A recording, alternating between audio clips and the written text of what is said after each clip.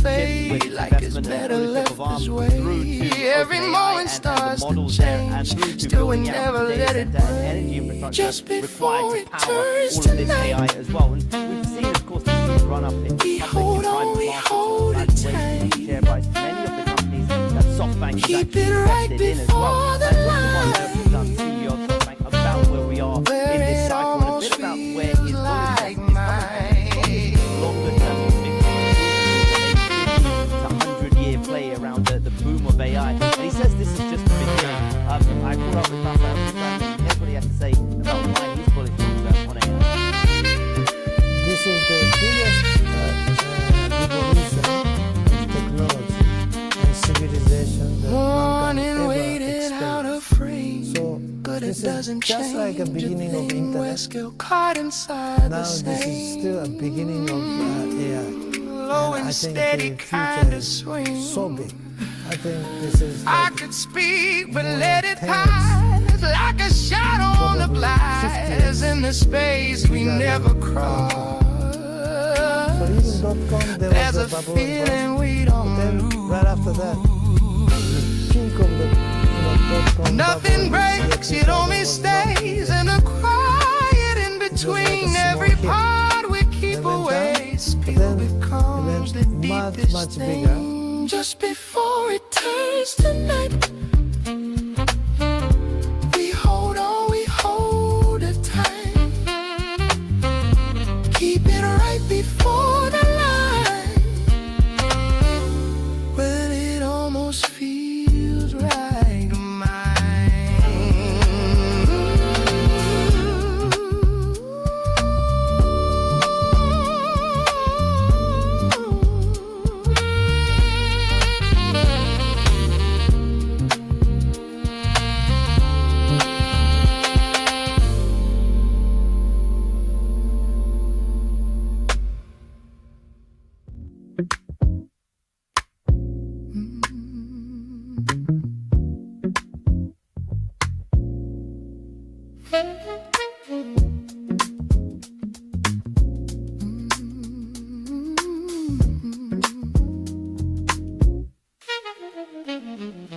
Front porch broke, buzzing low, warm air barely moving so.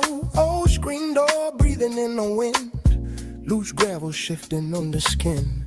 Two chairs facing empty street, roads caught falling on the beat. Somewhere far a passing train, dragging quiet through the lane. Something in the tempo stays, circling through these narrow ways. Footsteps counting out the night, soft and out of sight. Hold that measure, do not rush, let it linger in the hush. Street vendor folding cloth, coins tapping soft and off. A radio murmurs next door, low and blurry through the floor.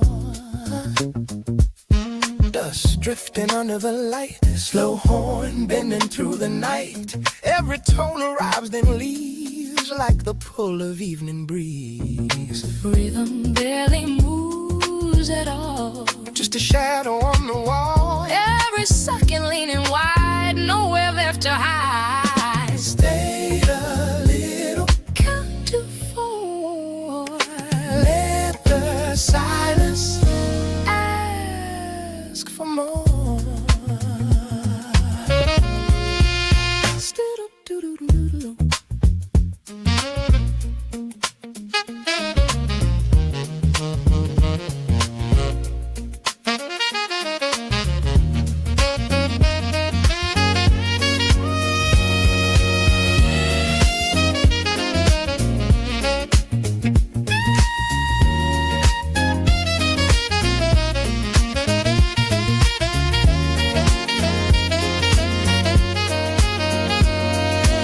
Street lamp flicker down the road, someone walking far below. Loose jacket brushing by the rail, soft wind carrying a trail. Your reflection in the pane, fading in the window frame. every sound begins to slow, till the pulse is all we know.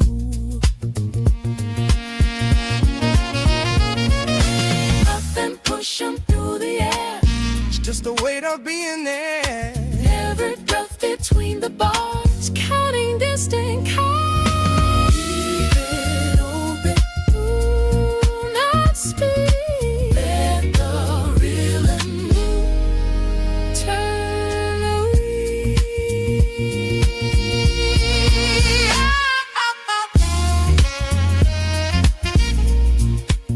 Skating through.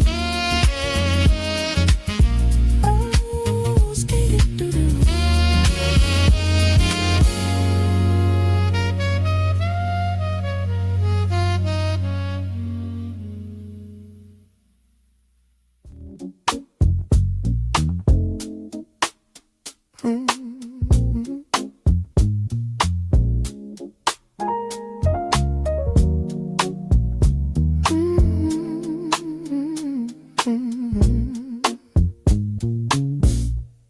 Engine low, it hums in time, with something steady in my spine. Street lights passing measured lines, like they're counting out the miles. No one speaks, no need to feel. The quiet bends but stays still. Dashboard glow against my hands, like it knows what I don't plan. No delay, no demand, just the road as it stands on an empty lane. Frequency, everything aligns with me. No distractions, no disguise, just the rhythm passing by. Every signal fades to back, nothing pulling, nothing back. Just a line I follow through, like it always led me to.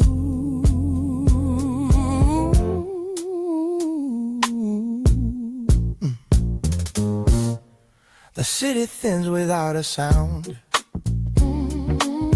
Buildings fade, then flatten out. Open space begins to form, like a shift I can't ignore. I don't check the time anymore, doesn't matter like before. Every second feels the same in this quiet moving frame. No return, no regret, just the path I accept. On an empty lane, frequency, everything aligns with me. No distractions, no disguise, just the rhythm passing by. Every signal fades to black, nothing calling, nothing back. Just a line I follow through, like it always led me to.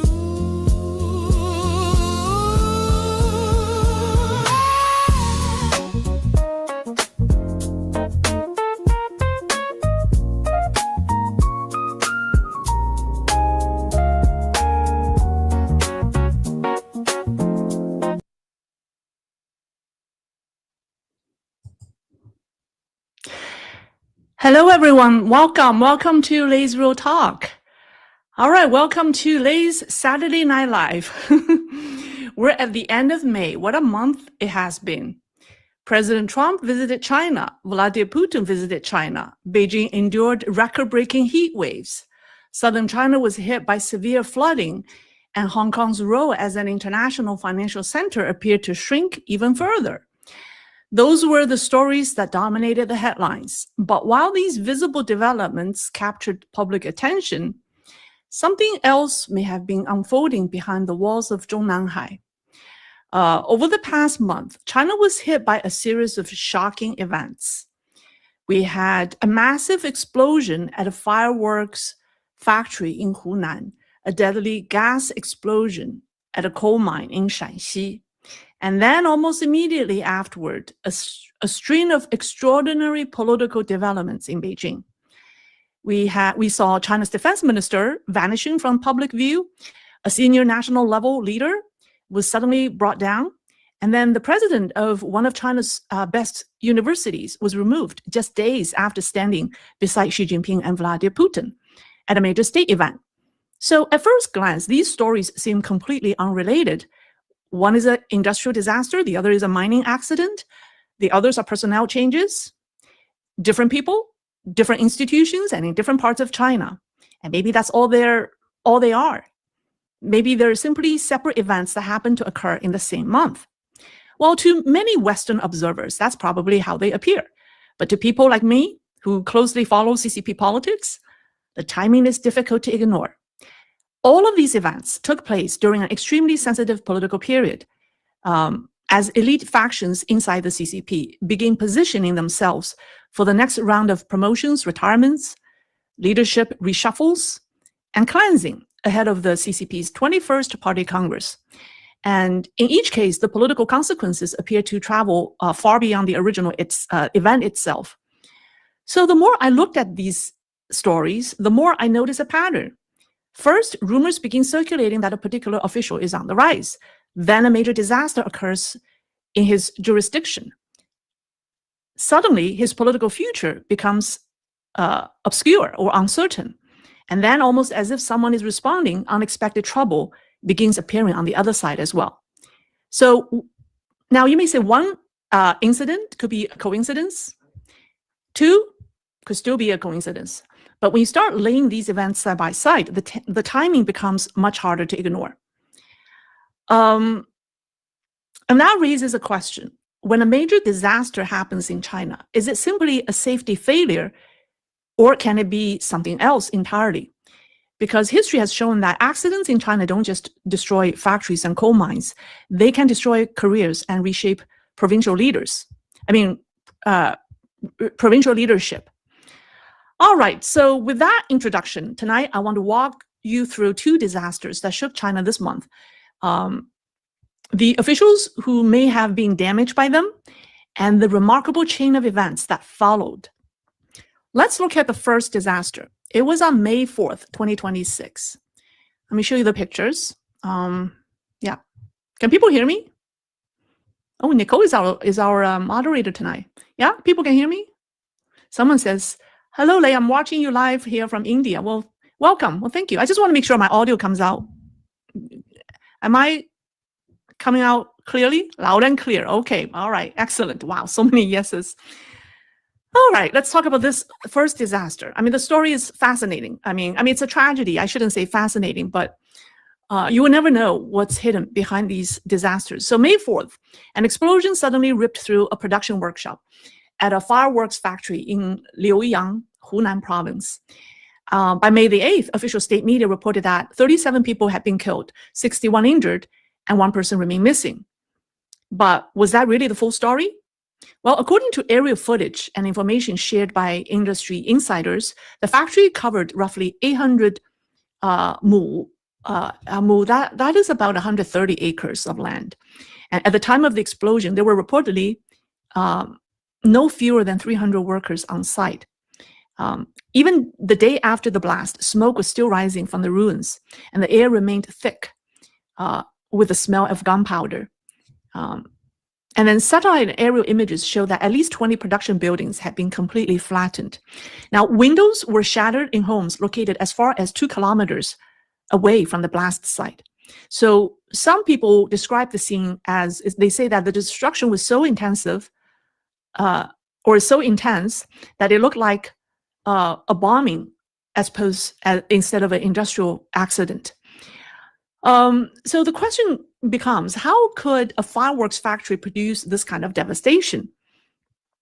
Right? And some people with military backgrounds pointed to several unusual details. First, there was the color of the mushroom cloud, which showed a yellowish brown coloration around parts of the cloud, suggesting they may be associated with high explosives. And some commentators on Chinese social media argue that the blasts appear far more powerful than what they would normally expect from a fireworks facility. A number of them estimated that the explosion may have been equivalent to several tons of TNT. Whether those assessments are accurate or not remains highly debatable, but they show just how many questions the explosion generated. The factory had already been cited by regulators earlier in the year, and according to public records, it was reportedly penalized in both February and April. In other words, the authorities were already aware that safety issues existed at this facility. If that was the case, why was production allowed to continue? Why wasn't the facility shut down? The timing of the explosion also raised eyebrows, because just a week before the explosion, on April 28th, the Central Leadership's Politburo conducted a collective study session focused on improving disaster prevention and emergency response capabilities. And they even appointed a new chief of national emergency management. 4 days later, this factory exploded. For some observers, the sequence felt almost scripted. Now, the reaction from Beijing was also unusually swift. Xi Jinping issued 2 separate instructions regarding the disaster within a span of just a few hours. One shortly after midnight and another early in the morning. So one was shortly after midnight, and the other one, the one in the morning, was like 6 o'clock in the morning. Now, think about it. Such rapid back-to-back directives are unheard of. When was the last time Xi Jinping issued orders in the middle of the night or in the early morning during a disaster?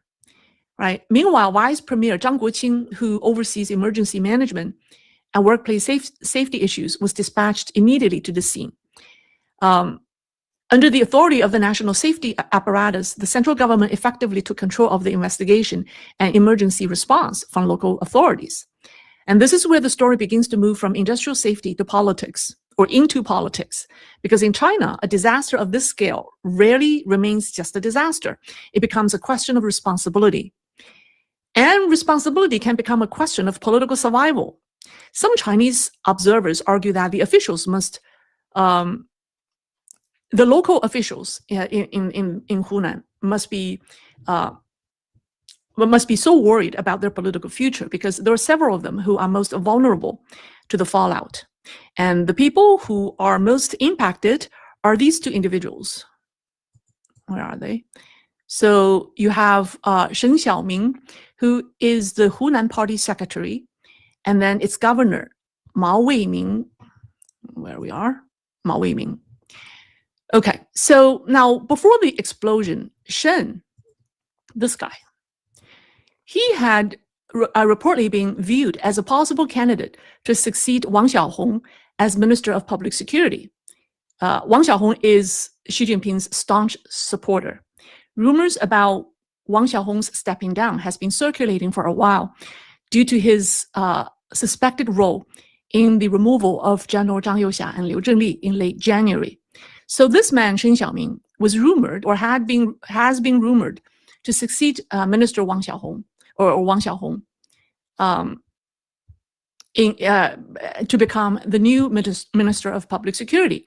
And Shen is considered being affiliated with party elder Zheng Qinghong, who is a princeling and the former deputy leader of the old Jiang Zemin faction. In other words, Shen is a candidate pushed by one of Xi Jinping's rivals. Now, the governor, Mao, was widely regarded as a technocrat whose career had advanced during the administrations of Wen Jiabao and Hu Jintao. And he is, aka the reformist faction. And that faction has now become the backbone of the anti-Xi forces after Li Keqiang's mysterious death. So under the CCP's accountability system, accidents involving exceptionally high casualty counts can trigger severe political consequences for local officials. While direct responsibility would normally fall on municipal authorities, investigation often extend upward to provincial leadership. As a result, some believe that this explosion may have severely damaged the political prospects of 2 officials who had previously been considered rising stars for the anti-Xi camp. Now, whether or not that outcome will arrive, we don't know that yet. But if it does happen, it's simply an unfortunate consequence of a tragic accident, right? I mean, whether the disaster becomes a useful political weapon in a political struggle over promotions and successions, that is a question that will continue to fuel debates among China watchers today.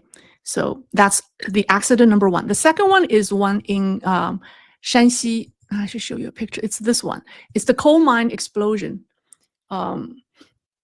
So the fireworks factory explosion in Hunan may have effectively ended one man's path to take over China's public security apparatus. And then 18 days later, another disaster struck. On the evening of May 22nd, a massive gas explosion tore through a coal mine in Shanxi province. It's called Liu Shenyang coal mine. And based on currently available figures, it has become China's deadliest mining disaster in nearly 17 years. And what made this tragedy particularly unusual was not just the scale of the loss, it was the chaos surrounding the numbers. One of the strangest aspects of the disaster was the constantly changing casualty figures reported by authorities. Immediately after the explosion, local officials appeared reluctant to provide clear information. Then early state media reports said that there had been 247 miners underground at the time of the blast. And according to these reports, 157 had been rescued, including 4 who were already deceased, while 90 remained trapped. Then by 6 a.m. the next morning, the numbers changed. Authorities now reported that 201 miners had safely returned to the surface and only 8 had died. 8. Just hours earlier, 90 people were supposedly trapped underground. Now only 8 were dead. But the story didn't end there. A few hours later, Xi Jinping and Premier Li Qiang both issued instructions regarding the disaster, and a central government investigation team became directly involved. And then the numbers changed again. Suddenly, the death toll jumped to 90, with another 123 people hospitalized. Later still, some official reports quietly revised the numbers once more, listing 82 dead, 2 missing, and 128 injured.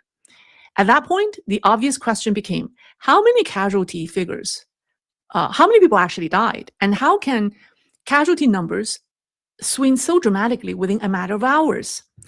And one anonymous Chinese commentator raised a point that resonated widely online. And he said, this is not the 1980s.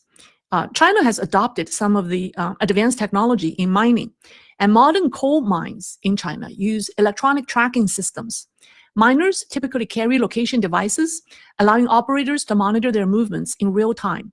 So how could authorities struggle to determine how many people were actually underground?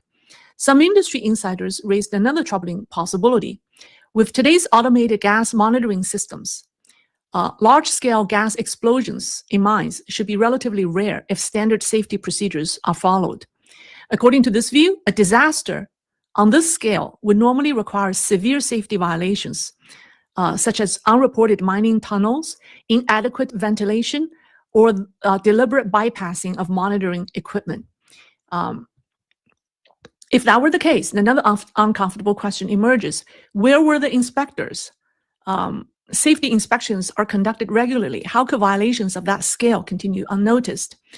So as the confusion continued, reports circulating online suggest that the true death toll may have been significantly higher than the official numbers. Some claims put the number as high as 300. Of course, these reports remain unverified. But regardless of the exact number, the political significance was already becoming clear. In China's political system, disasters of this magnitude almost inevitably trigger accountability investigations that can reach or that will reach the provincial level. So viewed from this perspective, the battle over the final death toll was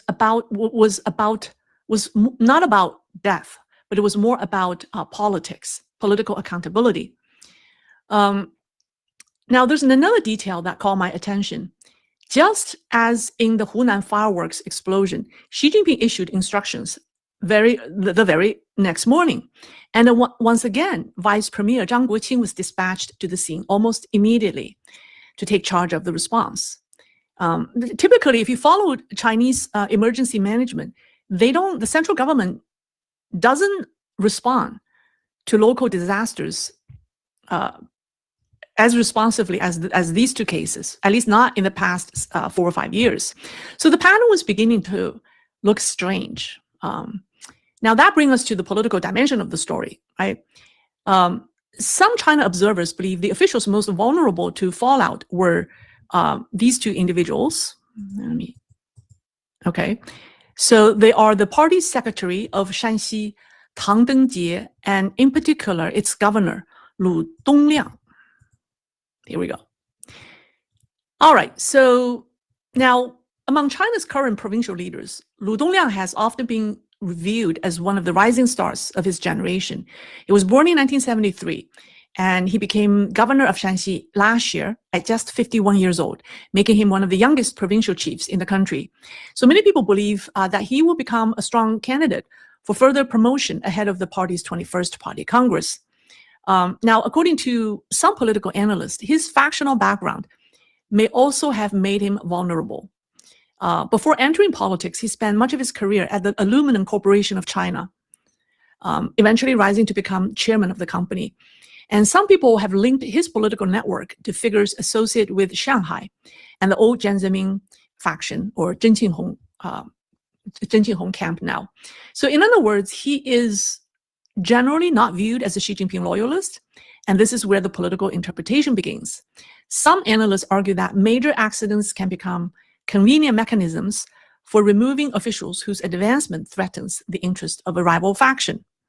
And in both of these two cases, in Hunan and Shanxi, the political fallout appeared to damage officials who were not considered part of Xi Jinping's inner circle, or who were considered, who were to some, directly or indirectly affiliated with Xi Jinping's rivals. So after all, removing these rising stars or provincial stars directly can be politically costly, but a catastrophic safety disaster creates a much cleaner justification. Once an accident of this magnitude occurs, investigations, disciplinary reviews, and accountability procedures can all proceed under established rules. So whether one accepts that interpretation or not, the reality is that a disaster on this scale immediately places a question mark over the future of any official responsible for the affected region. So one observer put it this way: the question is not always when the problem appears. The question is when someone decides it is time to bring the problem into the spotlight. All right, so having told you the two disasters, I also want to talk about the counterattack. The counterattacks, they are equally decisive and swift. So there are 3 shock waves from Beijing. It came in a way that was highly public, highly visible, and designed to send a message. So the day after the Shanxi mining disaster shocked the country, it was on May the 22nd. On May the 23rd, Beijing was hit by 3 separate personnel changes that immediately drew attention. Supporters of the factional struggle theory argue that this was no coincidence. In their view, someone was striking back. The first one is, here's a picture of Zhang Guoqing. Yeah, I'll come back. Here's the first one is Dong Jun, China's defense minister. I have already told you in my program earlier this week that he missed several key events. The first one is May 25th, when Pakistani Prime Minister arrived in Beijing with the powerful army chief, Marshal Munir, Asim Munir. Dong Jun was absent at the meeting. Instead, the general was received by Wang Yi, the foreign minister. Now, last time when Munir visited China, he was received by vice chairman of CMC, Zhang Youxia. I mean, normally he would be received by a military leader, either a vice chairman of the CMC or at least the defense minister. But that's not what happened this time. Instead, the meeting was handled by foreign minister Wang Yi. right? In military diplomacy, that represented a noticeable mismatch. Some people described it as one of the strangest protocol arrangements that they had seen in years. And the awkwardness didn't stop there. On the same day, Xi Jinping met with the Pakistani delegation, and once again, Dong Jun was nowhere to be seen. And then another surprise, that is the 23rd Shangri-La Security Dialogue taking place in Singapore, which is Asia's premier defense summit. And for the second consecutive year, Dong Jun was absent. And then China did not send a senior defense official in his place. Instead, the Chinese delegation was headed by a major general who is a professor from the National Defense University. So people noticed that this is one of the lowest level Chinese delegations ever sent to the forum. Naturally, people began asking, where is Dong Jun? What happened? Now, to understand why rumors spread so quickly, it's important to understand Dong Jun's background.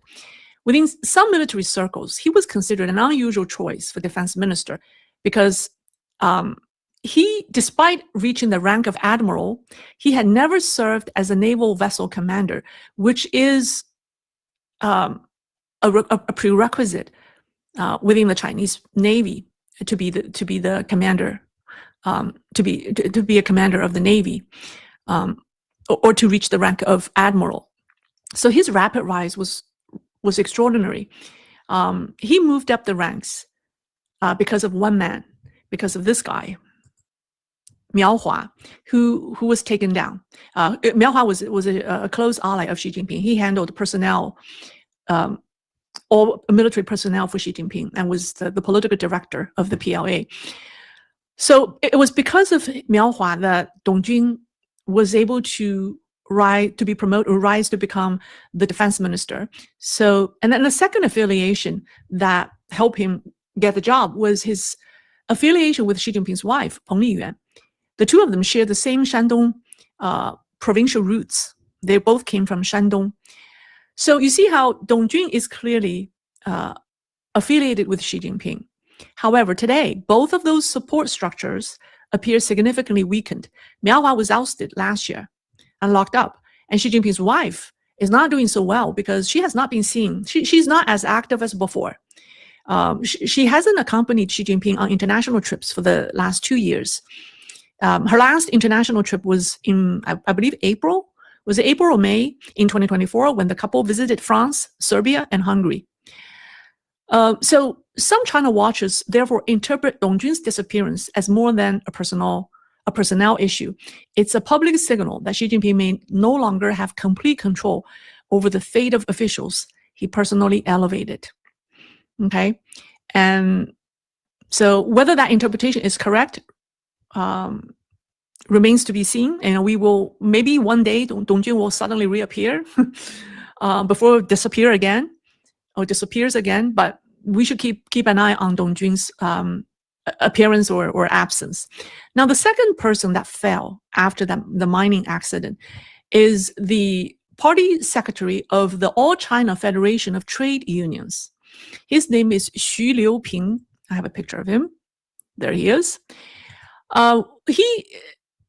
He holds the rank of a minister. Now, why does he matter? Why is his downfall noteworthy? Well, because people immediately connected him to Vice Premier Zhang Guoqing, the very official Xi Jinping dispatched to Hunan and Shanxi to oversee the response to the two explosions. So this guy is tied to this guy. This is the Vice Premier Zhang Guoqing, who was sent by Xi Jinping to handle the responses of the two explosions. And this is the man who was brought down immediately after the explosion. And why does that matter? Because he used to work under Zhang Guoqing. This guy, Xu, is closely related to Vice Premier Zhang. They both went to the same college. Xu worked under Zhang for years. And also they worked, they spent years together in China's defense industrial sector. As a result, some observers interpreted Xu's downfall as a warning directed at the Vice Premier Zhang, The message is loud and clear. Do not use the investigation into Hunan and Shanxi to shield allies or to manipulate outcomes. We can come after you. The timing of Xu's downfall certainly attracted attention. Now, the third personnel change, let me show it to you, involves this man. If Defense Minister Dong Jun's disappearance was an embarrassment, and if Xu Liuping's downfall was a warning, then what happened to the president of Beijing University is something far more serious. It was humiliation. Because Beijing University is not merely China's most prestigious university. Historically, it has occupied a unique position within China's political life. Many of China's most important intellectuals and ideological movements began there. The Cultural Revolution originated on its campus. So control of Beijing University has long carried political significance far beyond education. And the president of the school has the same rank as a minister. He's a government official. And the official who lost his position just now was Gong Qihuang. He is a native of Fujian province. So he was widely viewed as being closely associated with Xi Jinping and Cai Qi, Xi Jinping's longtime ally, and the man who used to run the powerful CCP organization department, Chen Xi, promoted Gong to that position. So his rise to the presidency of this major higher education institution is because of Xi Jinping's because of Chen Xi, Xi Jinping's head of personnel. Now, interestingly, they took him down, but they replaced him with another man. His name is Gao Song. I don't have a picture of him. Now, Gao Song is a scientist whose career advanced during Hu Jintao and Li Keqiang eras. Years earlier, he was the deputy director. He was a top contender for the top position at the school. Everyone assumed that he would be promoted to be the president of the school, but somehow he was moved out of Beijing University, and then this man that you're looking at on the screen, Gong, was put in. Why? Well, because Gao was not perceived as Xi Jinping loyalist, and now unexpectedly he was returning. So for many observers, this does not look like a routine succession. It looked like a reversal of personnel decision. So what really caught attention was the timing, because 3 days earlier, during Vladimir Putin's visit to Beijing, Gong had been standing beside Xi Jinping in the Great Hall of the People under the spotlight of a major state event. He signed a cooperation agreement between China and Russia. At the time, some rumors even suggested that he could eventually become China's next education minister. Then, 72 hours later, everything flipped. A vice minister from CCP's Central Organization Department arrived at Beijing University and formally announced his removal. And they put in the deputy director who years ago should have been given the job. So the contrast was dramatic. One moment, Gong was standing on one of the most prestigious stages in China. 3 days later, he was gone. And the man who was supposed to have that job years earlier was reinstated. So for people who closely monitor CCP politics, this is not simply a personnel adjustment. It's a demonstration that Xi Jinping's influence inside key ideological institutions may no longer be as secure as it once appeared. So whether that interpretation proves correct is another matter. But if you take everything together, right, immediately after the mining disaster, the second disaster in a month, we saw the disappearance of the defense minister. We saw the downfall of Xu Liuping, a former aide of the vice premier who is investigating the disasters, and the abrupt replacement of Gong Qihuang, the president of Beijing University. They created a remarkable sequence of events after the two deadly but suspicious explosions in May. And for those who believe an intense struggle is unfolding beneath the surface of Chinese politics, these developments look less like isolated incidents, but more like a coordinated counterattack. So, you could still say, well, they are purely coincidence. The disasters were coincidence, and these personnel changes were coincidence. That I understand a lot of people hold that view. But for a lot of us who monitor Chinese politics, there's a high probability that they are not accidental because of the timing. All right, so I just presented you all the facts, and then you could draw your own conclusions. What I want to tell you is we re-released a very interesting video in my other channel, Lace Looking Glass. It's the longest video we've ever made, 26 minutes. Chris did a great job. It's a fascinating story about a Chinese spy hidden in the FBI counterintelligence apparatus for almost 2 decades. And when I read the story, I said I have to do a video on that.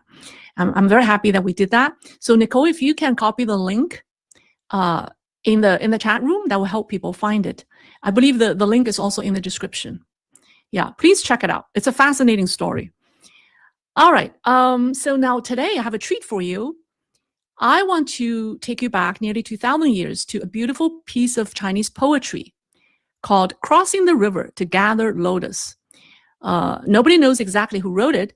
It came from the final years of the Eastern Han Dynasty, a period when China was falling apart. That was 2,000 years ago. There were wars, rebellion, and social chaos everywhere. And yet the poem itself tells a surprisingly simple story. A traveler crosses a river and picks a beautiful lotus flower. Naturally, he wants to give it to someone he loves, and then it hit him. The person he wants to give it to is hundreds of miles away, far beyond his reach. And suddenly, the simple lotus flower became a symbol of longing, separation, and love that cannot be delivered. So on the surface, that may sound like a very personal story, but I think it captures something much deeper about Chinese sentiment. All right, so this is produced by a fan of mine who is also a good friend. She's very, very talented. So I will play it for you. Where did it go? Here we go.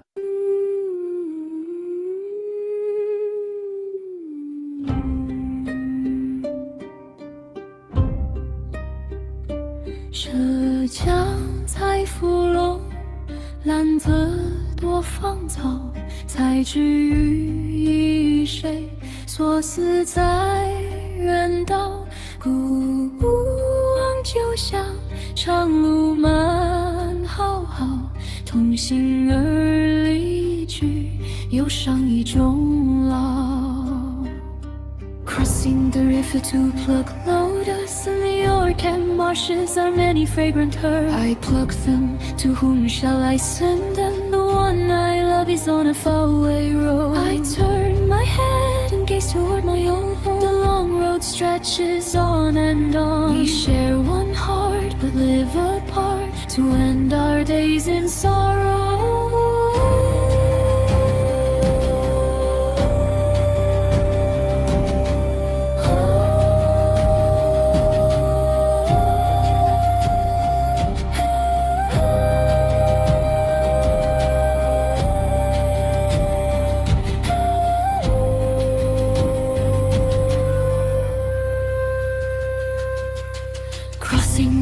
To pluck lotus in the orchid marshes are many fragrant herbs. I pluck them, to whom shall I send them? The one I love is on a faraway road. I turn my head and gaze toward my old home. The long road stretches on and on. We share one heart but live apart, to end our days in sorrow.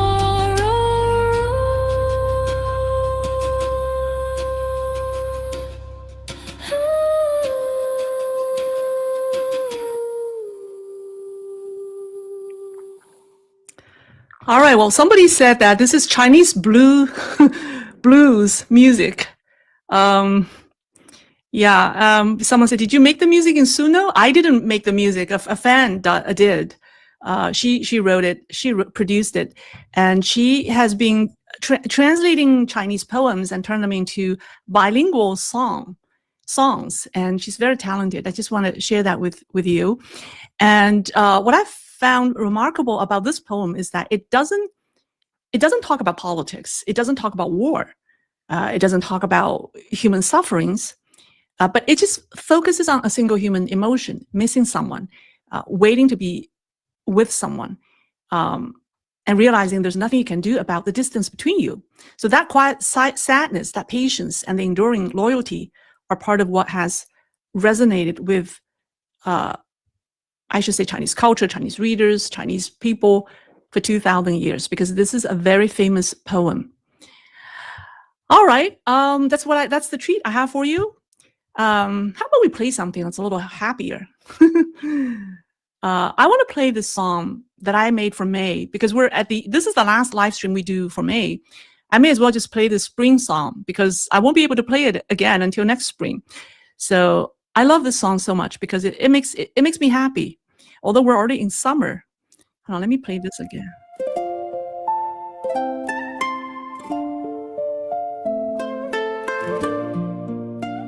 Yeah, my team produced this.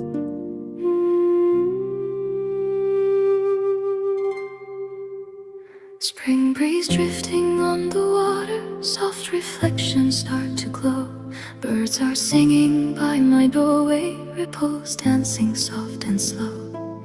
Yesterday's farewell still lingers like an echo in the air, but the morning light is rising, calling springtime everywhere.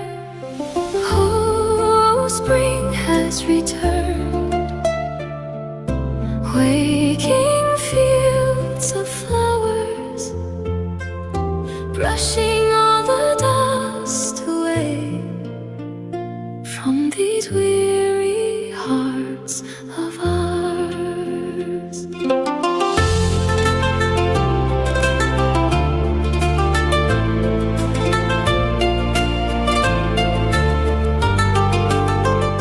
Gentle rain falls through the garden, flowers bloom in every shade, tender green upon the branches, chasing winter far away.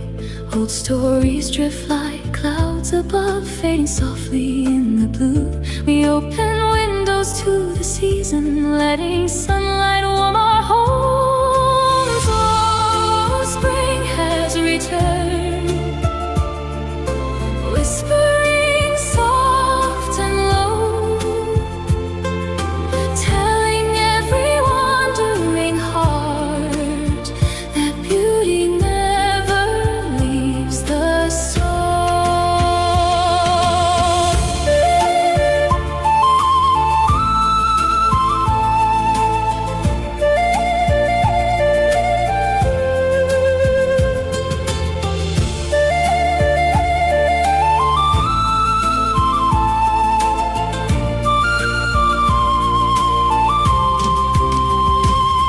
May your eyes still carry wonder after winter's bitter cold. Time keeps quietly moving onward, no need to hold sorrows close.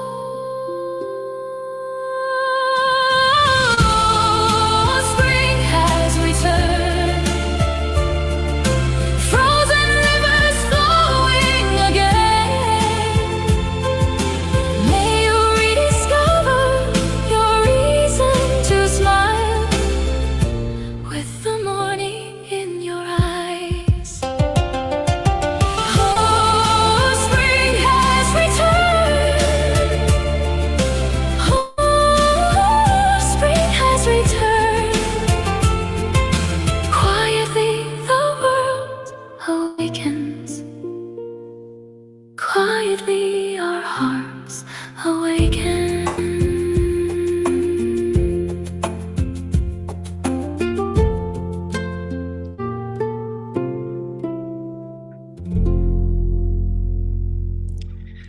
All right. I have someone said, may you discover your reason to smile. Someone said, I need this. That's exactly, I wrote this song. I want to put a smile on people's face. And also on my own, I want to put a smile on my face as well.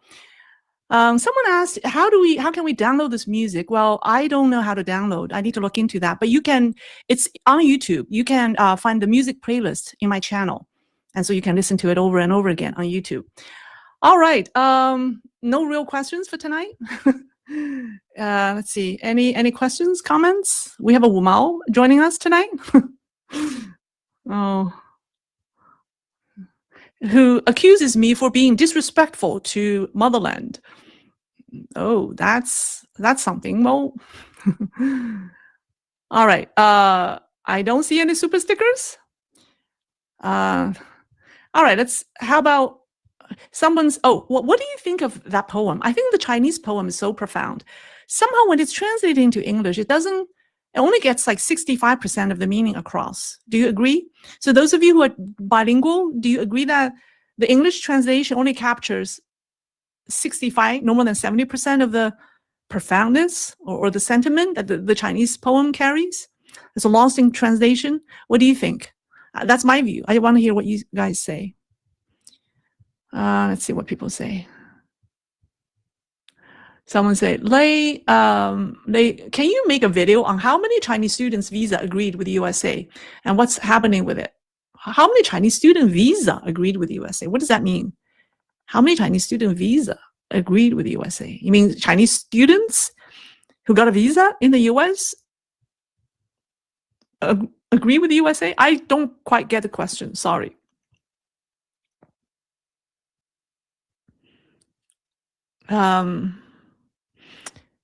All right, you are so beautiful, like the poem. Well, thank you. Thank you. May he maniac. Well, thank you. Thank you for the support. Do Chinese? Someone asked me, Jack Jensen, do Chinese choose marriage partners with love or any other way? That's a question. I mean, people should choose love, right? I mean, that's the reason why people get married. However, I found that in modern China today, the marriages have become what I call the financial mergers and acquisitions between two families. That's my new definition of marriages in today's China. That's why young people don't want to get married. Jeremy Thomas, seeing the ceasefire.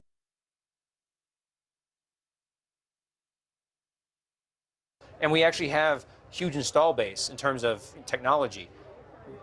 The fact that we can use AI and then go in, revolutionize how we're delivering those applications, and then deliver it to those customers very quickly, that's actually an advantage, not a disadvantage. If someone said, hey, would you rather be starting a new SaaS business from scratch, or would you rather be starting with one of the world's most comprehensive SaaS portfolios?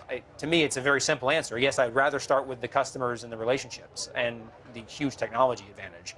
But you cannot wait, right? The reality is that you can't keep doing what you were doing before. You have to be developing applications in a new way. Yeah. All right. We'll be waiting on this for the next, I guess. How much of your time do you spend on this? Not this, but on the projects, of course, that you've committed to. It's a hugely important part of my job. You should not underestimate the difficulty of building multiple of these sites around the country, from supply chain through the actual design and build processing, working with our partners. It's a lot of my time. But honestly, what could be more fun than doing this? You're at the forefront, that's for sure. Okay. All right. Clay, thank you. Thank you. Always appreciate you taking time. Clay McGurk, of course, co-CEO of Oracle, right here from Saline Township, Michigan. Back to you, Leslie. Amazing, David. Great interview. And it was his first one-on-one that we have seen on CNBC. Appreciate it, David. So what I heard from that conversation was there is an insatiable amount of demand. They're moving quickly, but nothing is quick enough to kind of meet that demand. They're making productivity gains, but there's just this kind of unique environment, and they sit at the epicenter of it. Joe, how do you think about you own Oracle? It's up 8% today. Mm-hmm. How do you think about those comments and just the way Oracle is currently positioned? Well, they'll be reporting earnings on June 11th, I believe. They reported in the second week of March. It was a good earnings report. A lot of what we heard today was something that we heard back in March. I think the story will be a good one again in June. I think it's a different environment, though, today than it was in March, because after Oracle reported earnings in March, the stock kind of slowly eroded some of the gains from earnings. Sentiment has cleared. In today's video, I want to provide you with a major updates on the oil situation. Now, I want to be very clear about this. Nobody knows exactly where oil prices are headed next week or next month. But you know what? I'll tell you this. When you have multiple organizations raising concerns independently at the same time, then it's worth paying attention to. So today I want to walk you through the warnings issued by the institutions. So in no particular order, let's begin here. The warnings issued by the oil companies. What they're essentially saying is that the reason why the price of oil has not spiked higher yet, more than it already has, is because the world has been drawing on oil reserves, but that cushion is now nearly gone. So we're going to begin with ExxonMobil. Okay, so here's what Exxon Senior VP Neil Chapman is saying. He's saying that as oil inventories fall towards minimum threshold levels, oil could go from the current 90-ish a barrel to 160 a barrel in a short period of time. Chapman says, and I quote, "We are approaching unheard of inventory levels. I mean, really, really low levels. You can debate whether that's going to hit in 2 weeks or 3 weeks. But once you get to that point, then you'll see prices shoot up." And I want to show you this. So this is coming from the CEO of Chevron, and this is what he said late last week. "The buffers and the shock absorbers are being steadily drawn down, and the ability for the market to absorb this imbalance is drastically diminished today versus where we started. Over the next few weeks, we're likely to see those pressures flow through more directly to physical prices. And there's more upwards pressure than I would expect as we get into June and certainly into July." Now, to confirm what the oil companies are saying, we take a look at the warning issued by the IEA, the International Energy Agency. So the IEA is saying that the red zone may be in July or in August. But you know what? I want to point this out to you. Please note that oil inventories don't have to fall to or below the red zone in order for oil prices to spike up. Okay, so what I'm saying by that is that if people see that we're on that trajectory, going to the red zone, and there's no resolution in sight, then of course the price could start spiking higher as we approach that danger zone. So I want to take you to the IEA's oil market report so that you can see what they're saying. And as you can see, the font is a little bit smaller, so I'm going to read you the highlights straight from the report. It reads, "Output from Gulf countries affected by the closure of the Strait of Hormuz was 14.4 million barrels per day below pre-war levels. In April, OECD countries' on-land stocks plummeted by 146 million barrels, while visible non-OECD stocks fell by 24 million barrels." And then here, the IEA says, with Hormuz tanker traffic still restricted, cumulative supply losses from Gulf producers already exceed 1 billion barrels. On the supply side, Saudi Arabia and the UAE have successfully redirected some exports to terminals loading outside of the straits. At the same time, stocks from commercial and government strategic storage sites in consuming countries are flowing into markets to offset part of the losses. And I just want to show you the situation of the United States Strategic Petroleum Reserve, the SPR. Okay, just so you know, this is our country's emergency stockpile of oil. This is how much oil we have in our SPR, and this chart goes back about 44 years. Back in 1982, we started off with about 270 million barrels in the SPR. It took about 27 years to fill it up from 270 million barrels to 725 million barrels.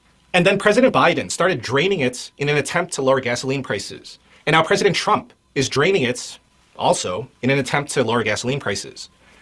Okay, so why are the presidents draining our emergency oil reserves? The honest truth is that it's political. It's in an attempt to plug the supply deficiency so that oil and gasoline prices don't spike faster. And of course, why is that? Why do they care? It's in order to win more votes. The midterm elections are right around the corner. Now, you have to understand that this drop right here, this is just starting, and it's going fast. The most recent week's data shows a release of 9.1 million barrels. And that's just short of the all-time high release set the prior week. And look, it's not like we have the luxury of a huge stockpile anymore. We had 725 million barrels near the highs. Now we're down to 365 million barrels as of May 22nd, and it's dropping fast. I mean, just take a look at where we are compared to previous periods. 365 million barrels, that is historically low. And again, it's falling fast. So yes, this is getting concerning. But you know what's a little bit wild, at least to me? We're releasing a massive amount of oil from our emergency oil reserves, right? But at the same time, we're exporting a record amount of oil to Europe and Asia. Like, why are we not protecting our emergency oil reserves? But you know what? I'm going to answer my own question. It's probably because our allies are very upset with us. And this is the least that we can do for them in order for our allies not to turn on us, at least not for now. But again, how long can this go on? The SPR data shows that, well, this can't continue on forever. Like, the cushion is depleting. Now, going back to the warnings issued by the institutions, even the Federal Reserve is issuing their warning. The president of the Federal Reserve Bank of Kansas City says that this oil shock may not be temporary. He says that he's skeptical about the recent price surge in oil as being transitory and the damaging effects of higher energy prices and inflation. And then you have Jamie Dimon, CEO of JP Morgan Chase, issuing a warning that geopolitical conflict can contribute to higher energy prices, resulting in higher inflation and higher interest rates. So what Jamie Dimon is saying is that if this conflict does elevate inflation and interest rates even more, then it's going to make the Federal Reserve's job much more difficult. That's because if inflation is higher, then how's the Federal Reserve going to cut interest rates, and how are they going to print money even faster than they already are? Because if they do that, that would be a terrible monetary policy, because that would just add fuel to the inflationary fire. And then you have Goldman Sachs warning of the global oil inventory situation. So they're saying that's a cause for concern, as global oil inventories are now approaching an 8-year low. But more importantly, Goldman expressed concern about the speed at which inventories are being depleted. Okay, with all that being said, a very good question is, what is the status of the Strait of Hormuz? And I want to show you. Okay, so what you're looking at is the vessel traffic going through the Strait of Hormuz. And you can compare the average number of daily crossings before the war, whereas typically 120 to 140 vessels, depending on the season, passing through there every single day, 120 to 140. And now you can take a look at just look at the significant contrast, how much it's dropped. And this is very bad, considering that more than 20% of the world's oil supply passes through the Strait of Hormuz.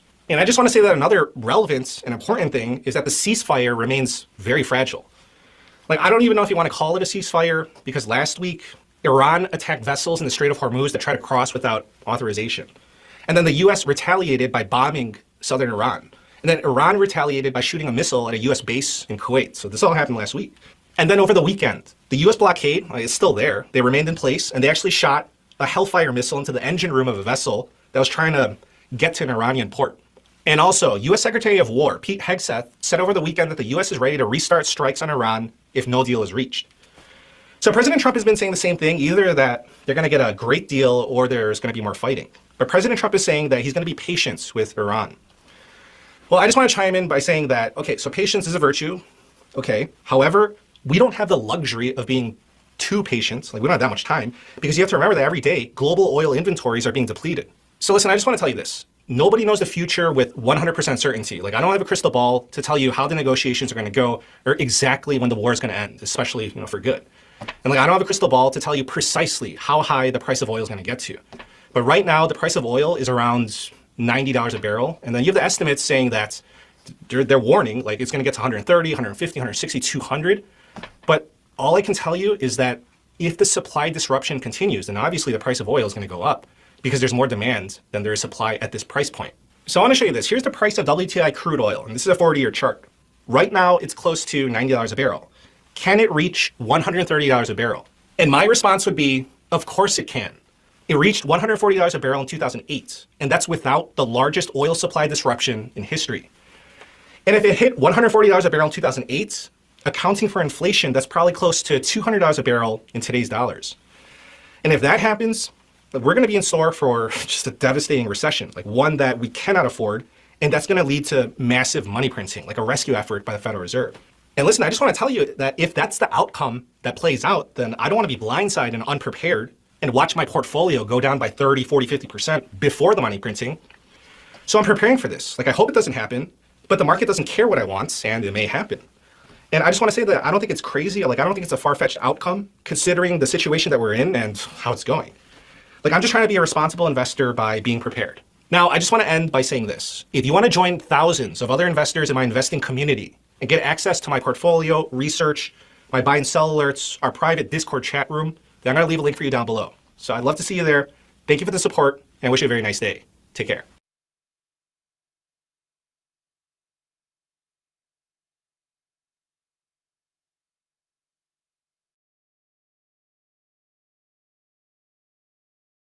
In today's video, let's cover the housing markets. Mortgage interest rates have been shooting up. So why is this happening? What are the consequences on the housing markets?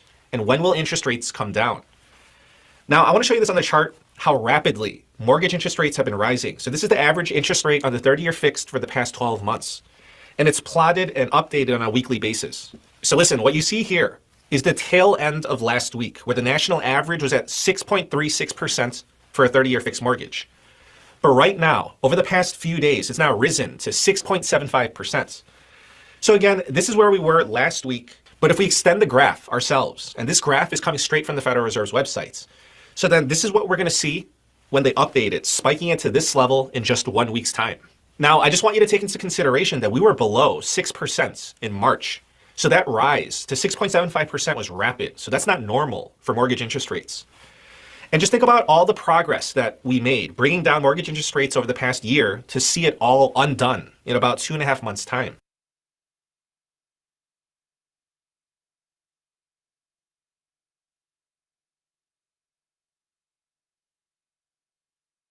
maintain the shape we're in, but it thins before it begins. So I leave it undefined,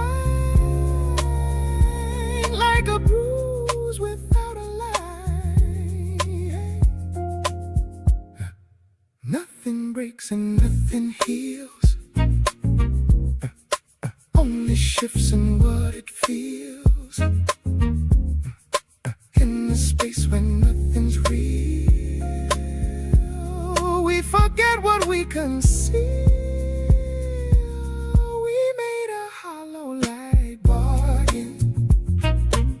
Trading truth for something softened. Every glow just feels uncertain, like a door that won't stay open.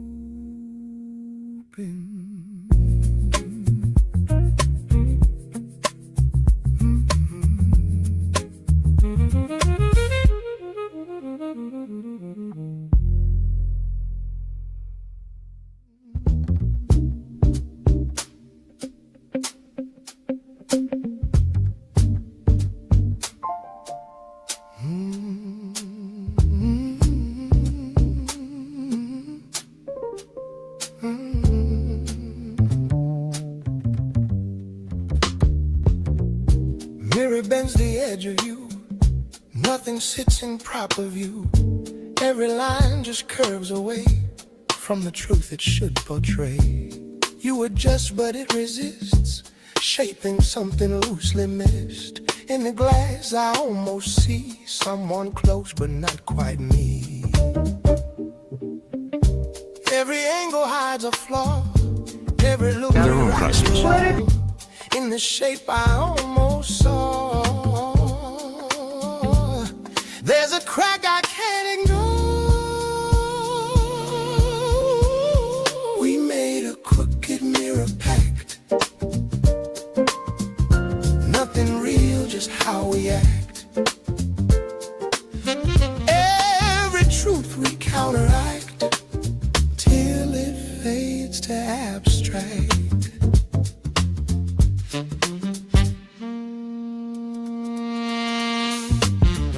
You lean in but shift your face, like you're dodging your own trace. Every motion feels rehearsed, but it lands a little worse. Saxophone cuts thin and dry, like it knows the hidden lie. Every tone just tilts the frame, nothing ever stays the same. Nothing stable, nothing still, every shape against my will. And the way we twist and fill, there's a gap we never kill. We made a crooked mirror pact, nothing real, just how we act. Every truth we counteract till it fades to abstract.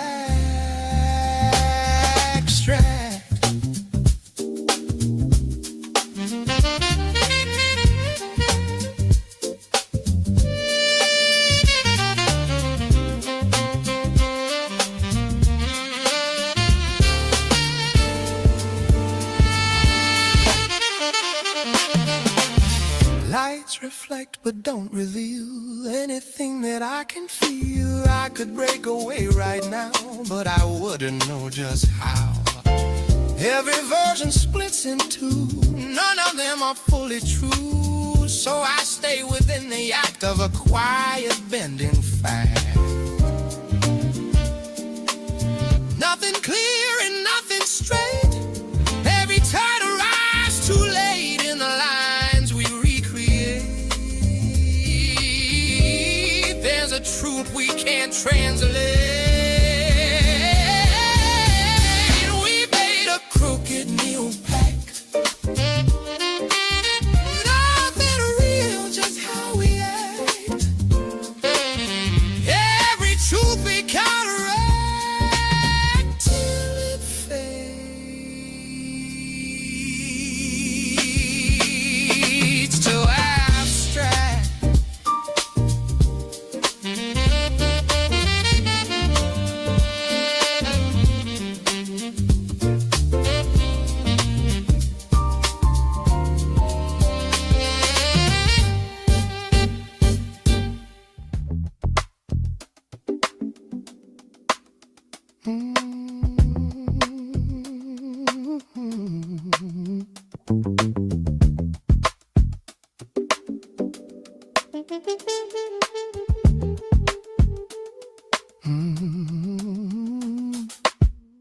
Muted trumpet spills a thin phrase across the empty bar rail. Coats hanging like quiet witnesses along the wall. Someone taps ash in slow motion. Glass rings stain the wood. Bass begins its patient orbit, exactly where it should. A horn bends one tired note, then lets it fall. Something drifting through the smoke touches the wall.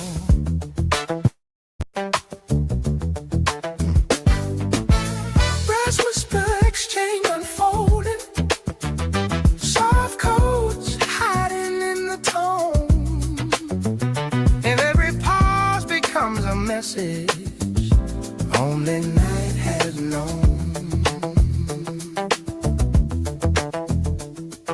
A dealer folds a newspaper slowly under yellow shade. Loose coins slide across the counter, depths half paid. The new hit horn replies in fragments, crooked and low. Someone nods without a sentence, letting meaning flow. That quiet bending pitch returns again, like a rumor switching hands between men. Restless but exchange unfolding, soft codes hiding in the tone. Every pause becomes a message only night has known.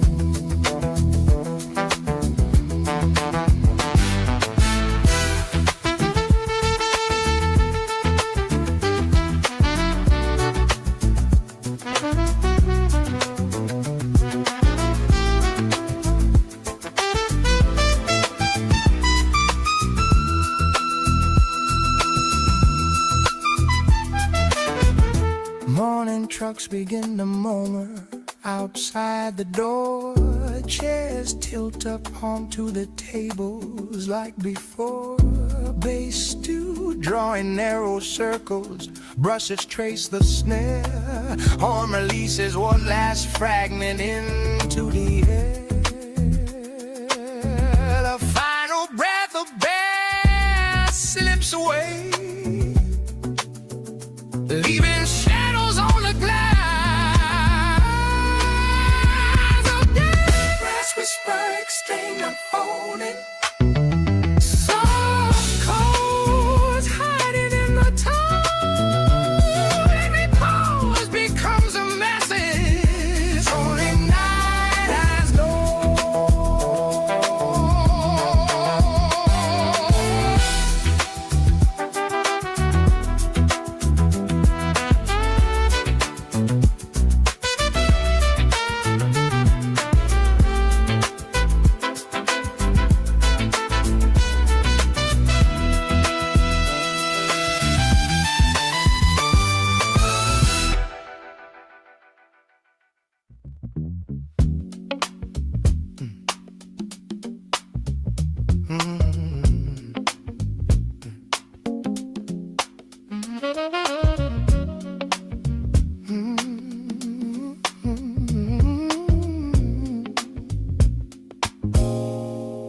The corner bends, but not for me.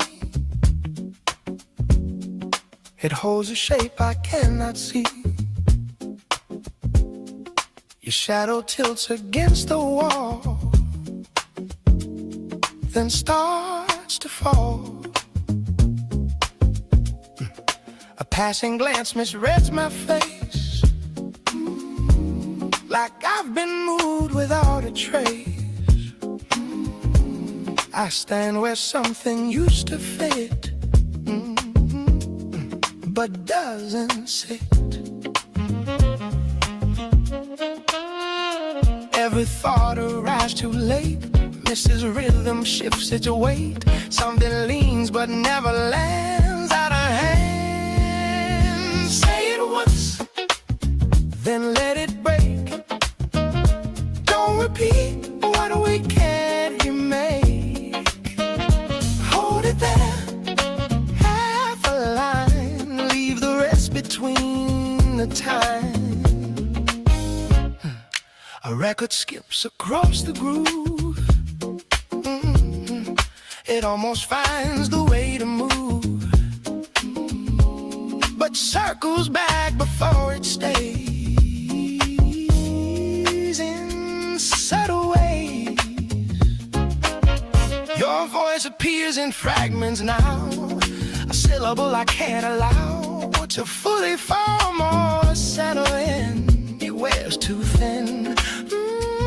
Every step avoids the ground, like it's scared of making sound. Something drifts without a guide, then divides. Say it once, then let it break. Don't repeat what we can't remake. Hold it there, half a line, leave the rest between the time.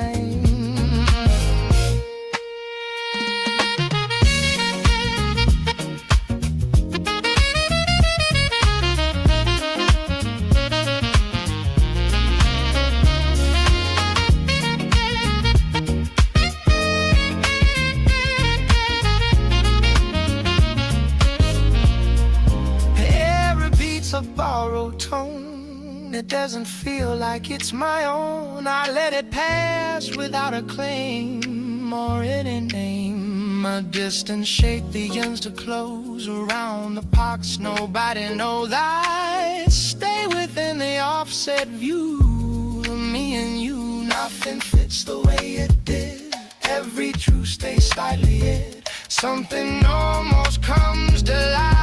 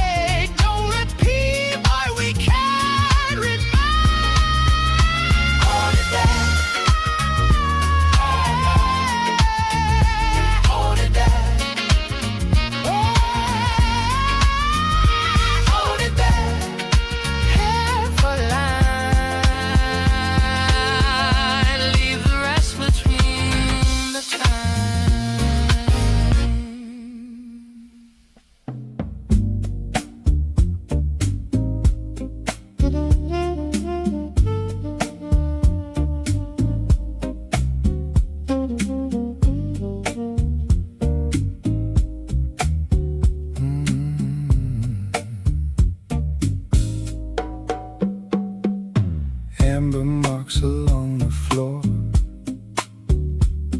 aimed at trails that shift once more. Noting set the vectors bend. Any start evades an end. You slip left then reassign, like you're chasing drifting signs. Eyes that touch but don't affirm.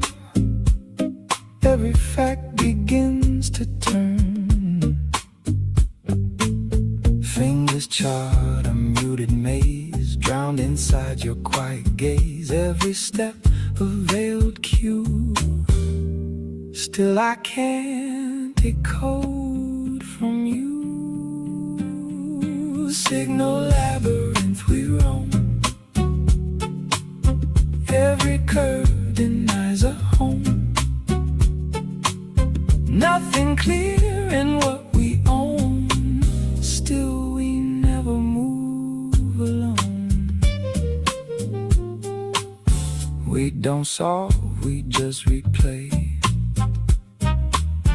Every path returns half made. Nothing shuts and nothing meets.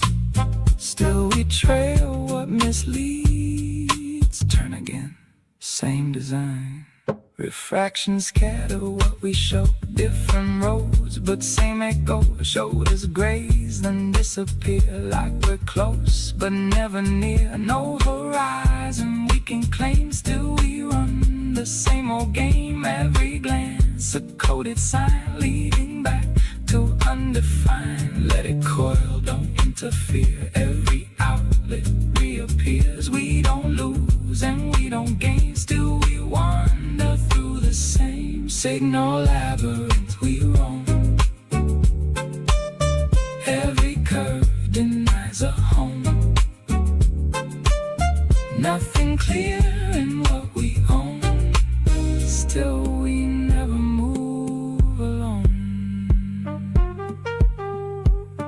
Morning finds us in the maze. Still we drift in altered phase. No escape and no release. Only patterns without peace. We remain in shifting zones. Walking trails already known. Signal labyrinth we roam. Every curve denies a home. Nothing clear in what we own. Still we never move alone. Old vinyl spins, new memories, past and present overlapping me. Static kisses, neon aches.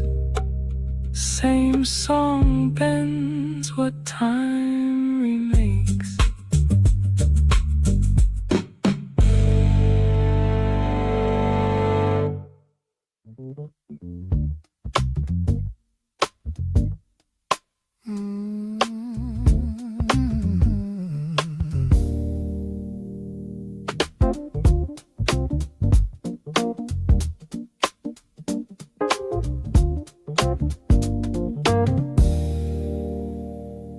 There was rain left on the windowsill, like it didn't know it had already fallen.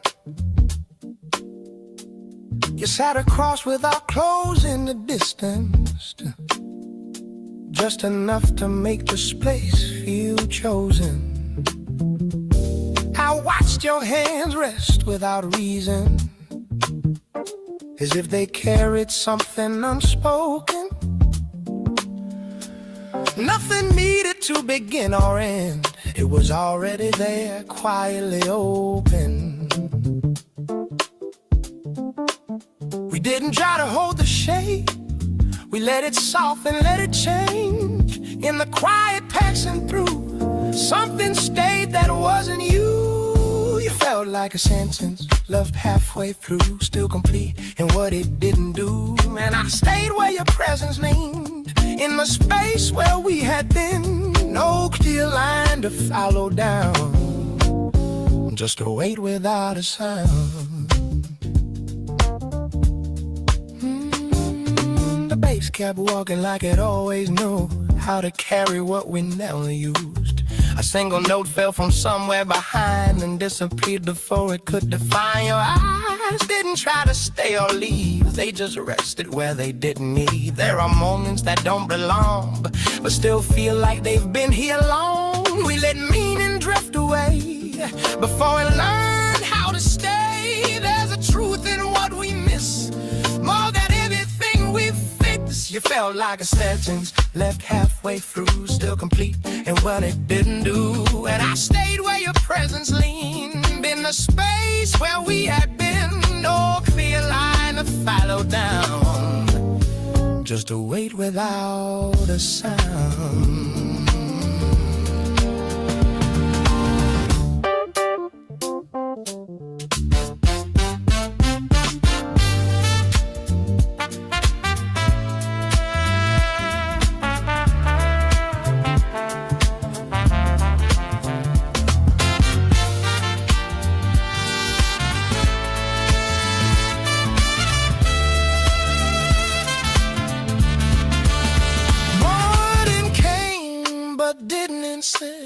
Could just hovered at the edge of this. Your absence settled into place like something time refused to erase. I don't reach for what is gone, I just let it carry on. Some things never fully leave, they just thin out quietly. If it fades like this, without turning into this. There's a calm in letting be what we never meant to see. You felt like a sentence left halfway through, still complete, and would it get into it? I stayed where your presence leaned in the space where we had been. No clear line to follow down, just the way.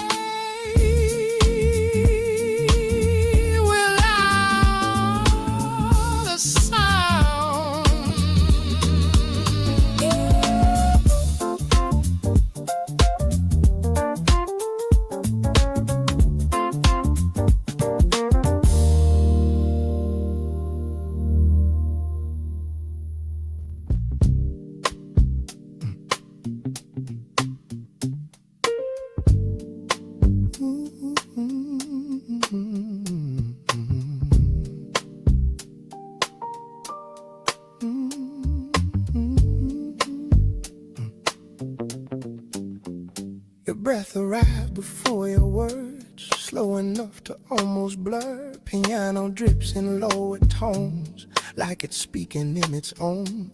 You stand close, but not enough, measured down to something rough.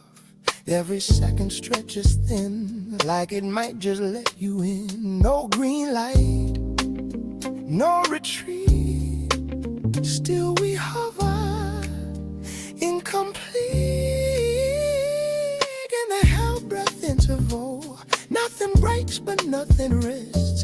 Every second stays suspended right before it confesses. No release, no mistake, just a line we never cross. But it tightens every time, like it's asking what it cost.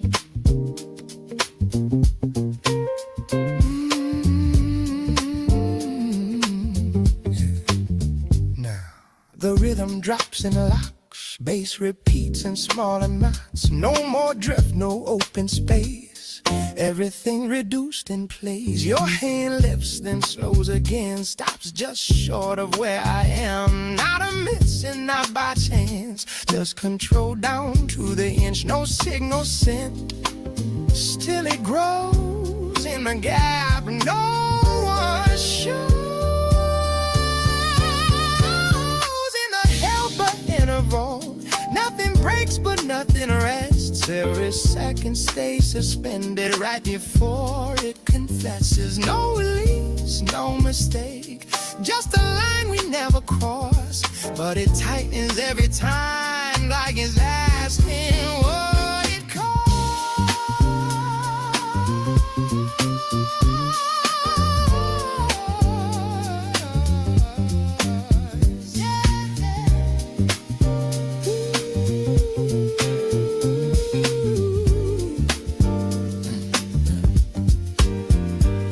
If we move, it's over fast. If we don't, it always lasts. So we keep it right between what could end and what has been. Not desire, not control. Something deeper takes the role. Holding steady, holding tight through the edges of the night. In the air breath that I hold, nothing breaks but nothing rests. Every second stays suspended right before it confessing. No release, no mistake, just a line we never cross. But it tightens every time, like it's asking what it costs.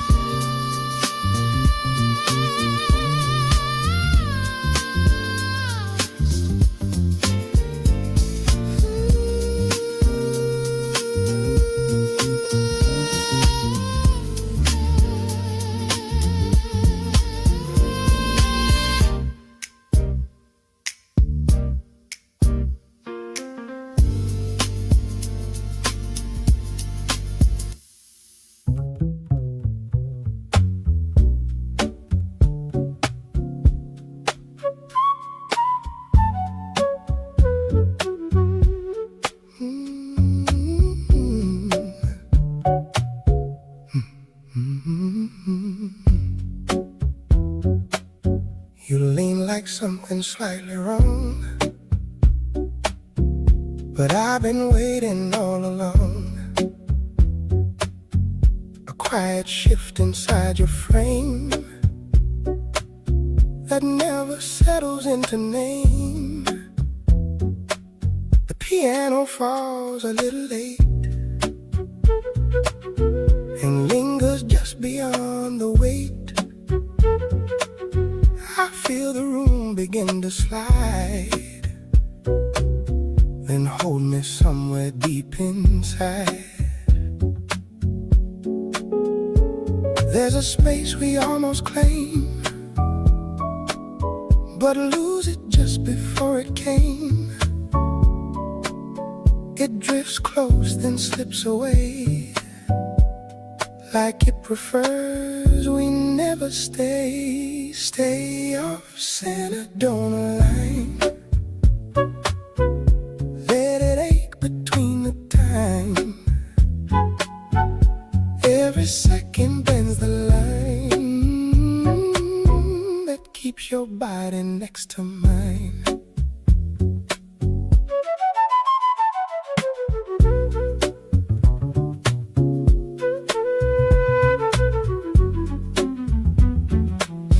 A soft breath curls around the tongue,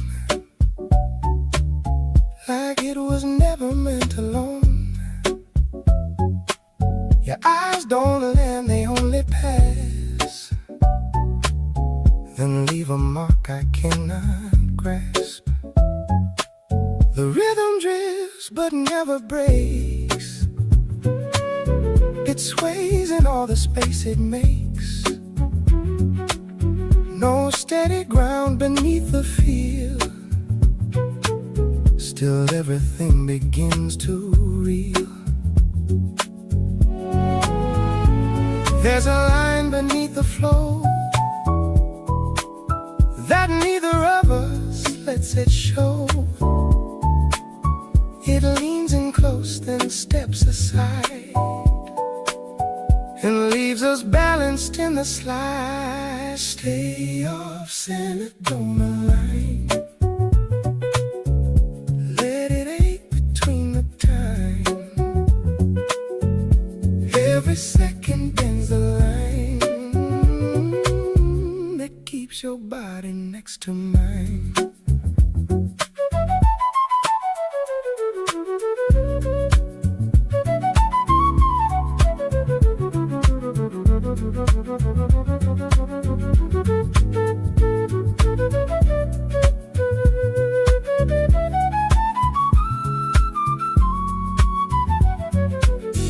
The night exhales a slower phrase, like it remembers all our ways. A subtle turn inside your stare says more than either of us dare. I almost moved and let it slide, and keep it buried just inside. Some moments live in tilted grace, when nothing ever finds its place. There's a point we nearly find, where everything would realign. But every time it comes too near, it disappears right here. Stay up center, don't align. Let it ache between the time. Every second bends the line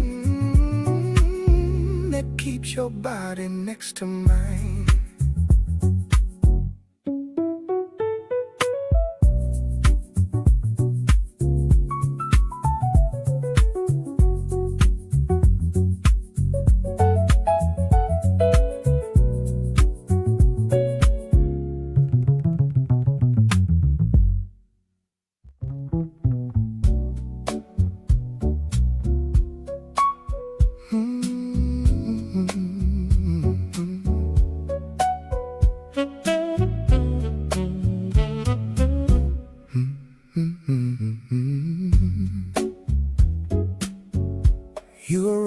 just off the time,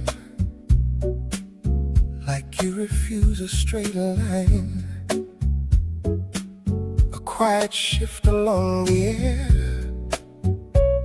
makes everything aware you're there. The piano falls a little wrong, but pulls me deeper in the song. I try to settle where you move, but lose myself inside the groove. There's a note we never play, still it lingers anyway. It leans close then drifts aside, like it prefers we never decide. Stay half a step out of reach, let it stay just out of speech. Every second pulls us tight, but keeps it just outside.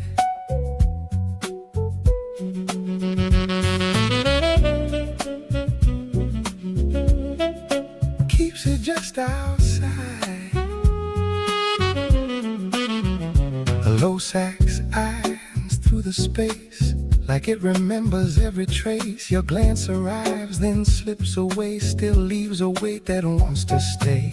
The rhythm sways but holds control, like it refuses to unfold. No closer now, no turning back, just something forming in the lag.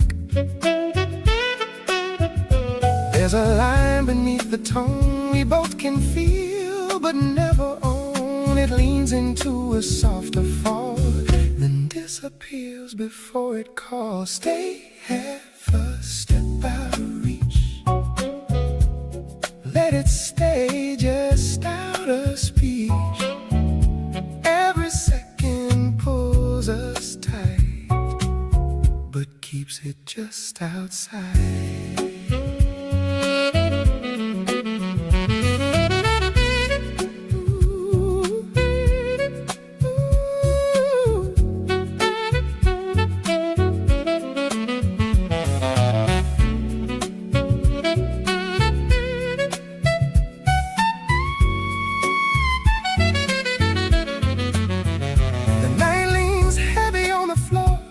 Like it has seen this all before.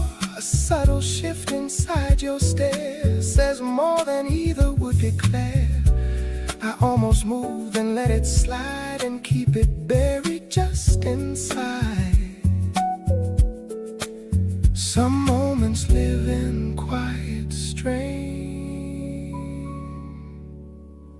where nothing lost still feels like gain. There's a point we nearly take, where silence starts to shake, but every time it comes too near, it disappears right here. Stay half a step out of reach, let it stay just out of speech. Every second pulls us tight, but keeps it just outside.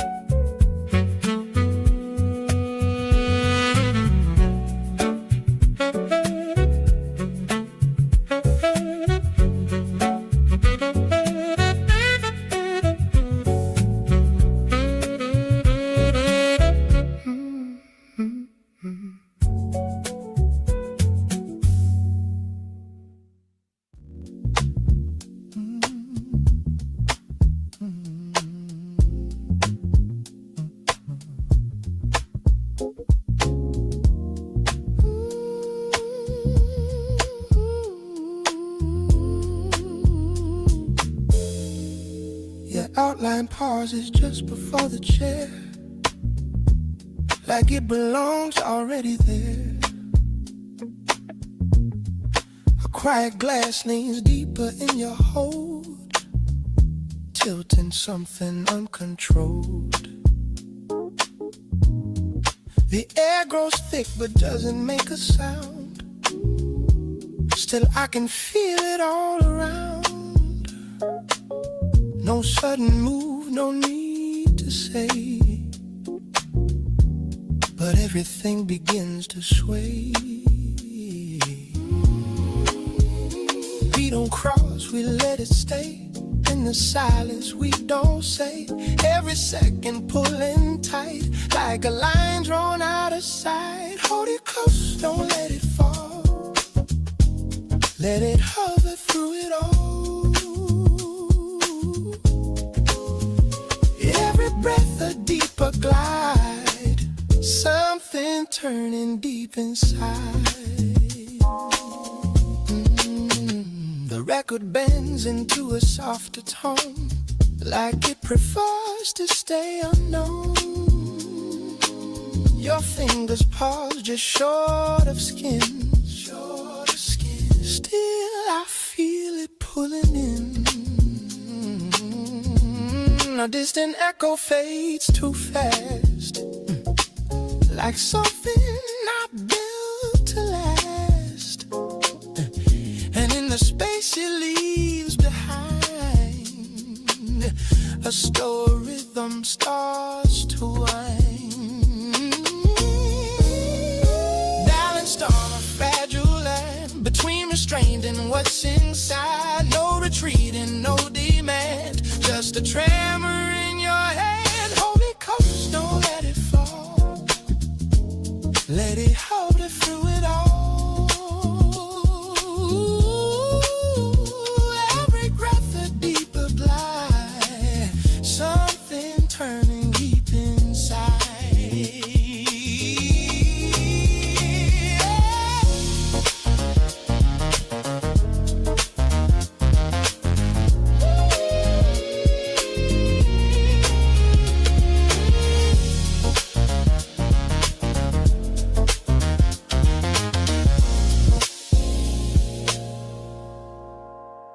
The air leans in without a sound, like gravity without the ground. A passing touch that almost stays, then slips into a softer phase. A doorway waits, but we don't move, caught inside this quiet groove. But even when the moment ends, the tension curves but never bends. Held between the rise and fall of something we don't name at all. Every second stretching thin. Who's everything further in? Hold it close, don't let it fall. Let it hover through it all. Every breath a deeper pine, something turning deep inside.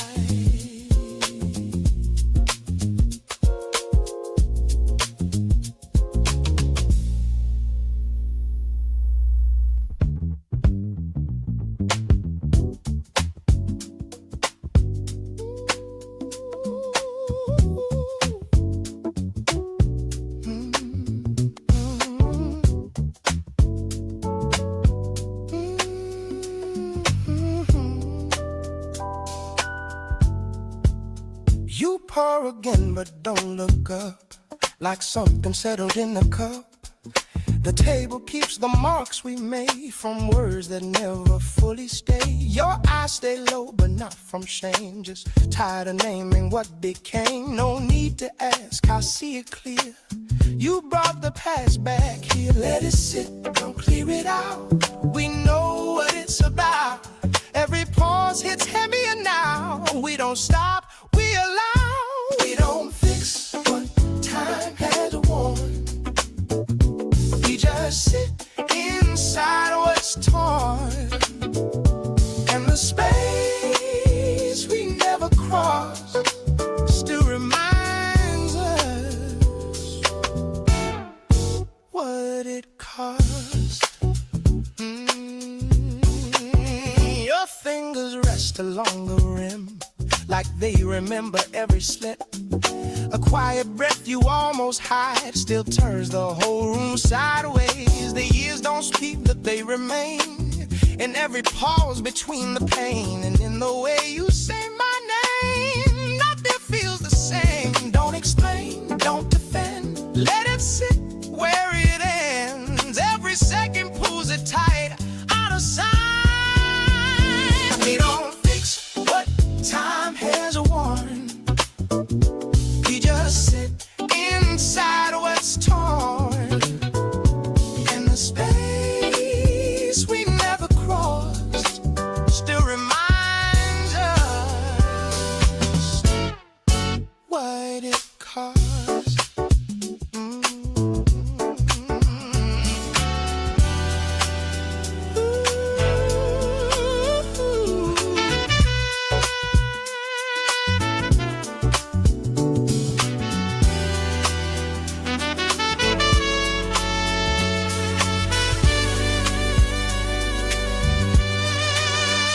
Night leans in but says no more, like it's seen this scene before.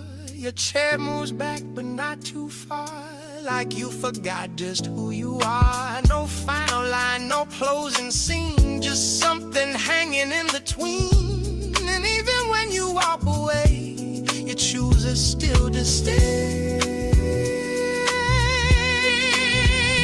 Hold it still, don't let it fall. We don't need to name it all, or keep it where it came to rest. Unexpressed, we don't fix what time has worn. We just sit inside what's torn. And the stage we never crossed still reminds us what it cost.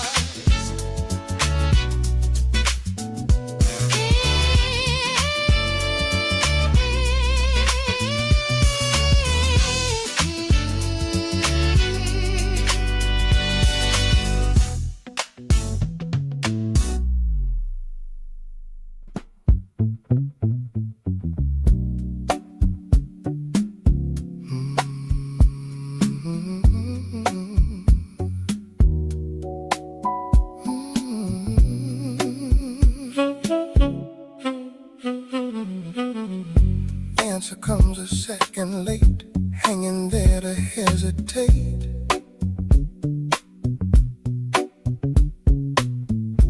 Every line I try to place shifts before it finds its space. You ask once, then let it go, like you knew I wouldn't show what I buried in the tone of a voice that's not my own. Nothing clear, it overlaps. Every truth just slips the gaps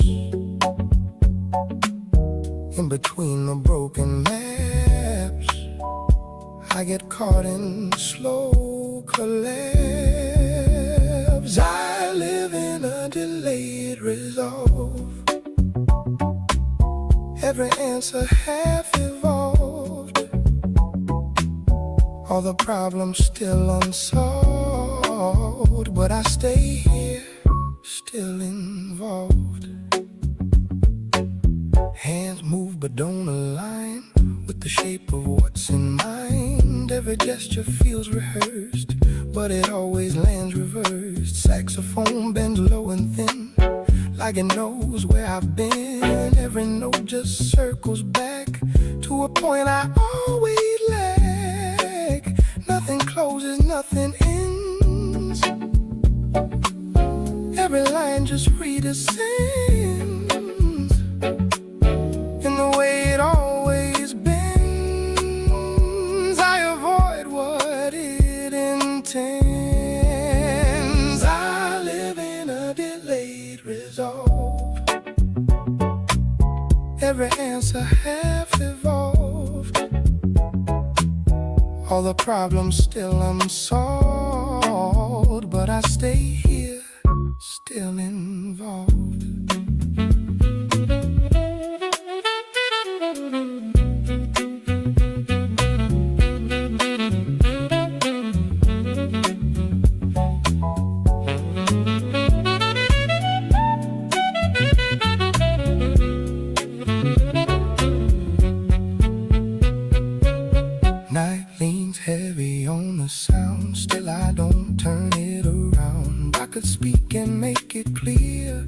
timing isn't here.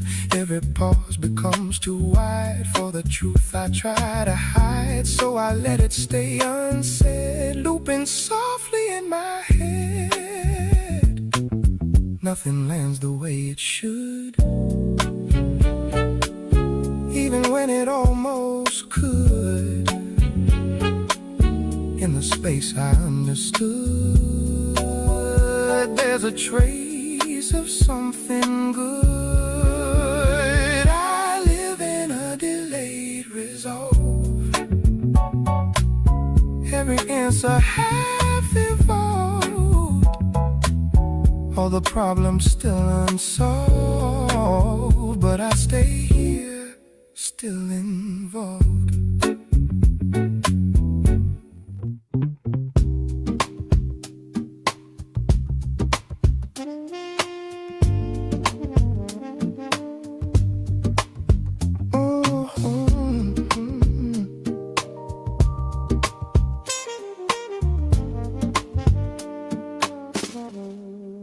As from the edge of the tray, didn't fall, didn't stay. You were watching it lean, like it meant something unseen. I said nothing again. You just looked then, like you almost would speak, then just let it stay weak. Nothing moves, still it bends in the way this never ends. No clear start, no release, just a slow kind of peace. No mistake, no demand, just your hand near my hand. In the space left between, something sits barely seen.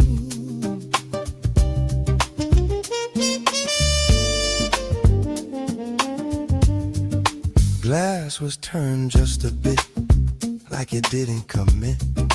You kept tracing the rim, then just stopped at the edge. There's a pattern in pause, in the lack of a cause. Every second held tight, like it leans into night.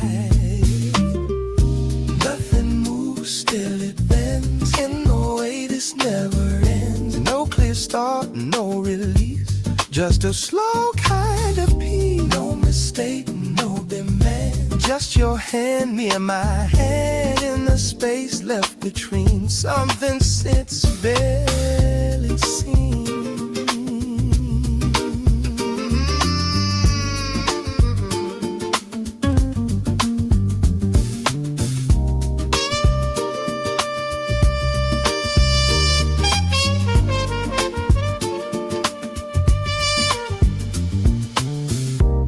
Door was closed, moved away, left a line in the gray. You just looked at the floor, then didn't move anymore.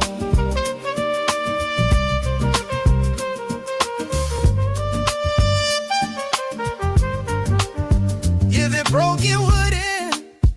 If it stayed, it might bend. So we left it like that. Didn't reach, didn't matter. Still it ends, on the way this never ends. No clear start, no release, just a slow kind. No mistakes, no demand, just your hand near my hand. The space left between, something sits barely seen.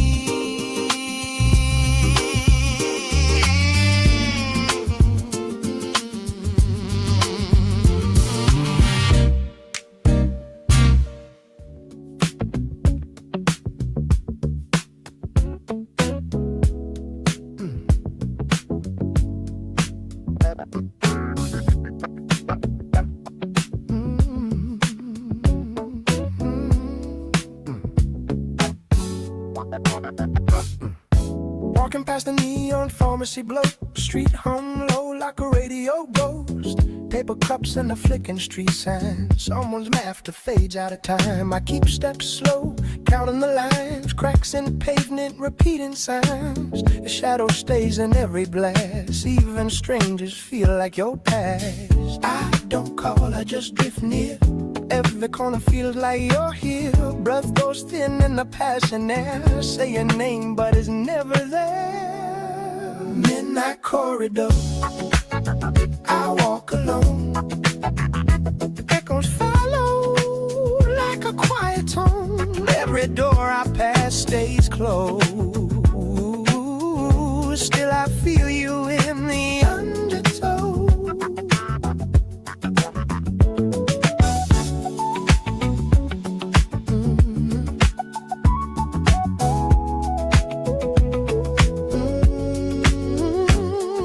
Window lights blink one by one. OTV plays to no one. Taxi lines without the ride. People move but never collide. I trace steps that we once knew. Same old blocks but missing you. A city breath on a colder night. Everything bends under street light. I don't stop, I just remain. Circling through the same terrain. Every sound pulls me back again. Like a loop I can't explain. Midnight corridor, I walk alone. Echoes follow like a quiet tone. Every door I pass stays closed. Still I feel you in the undertow.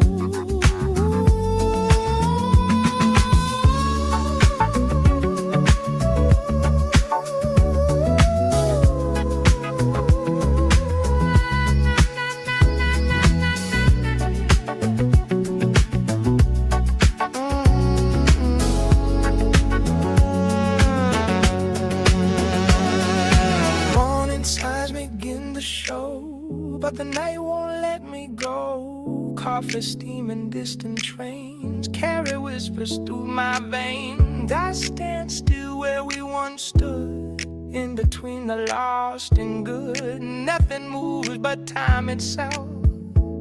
In your trace on every shelf.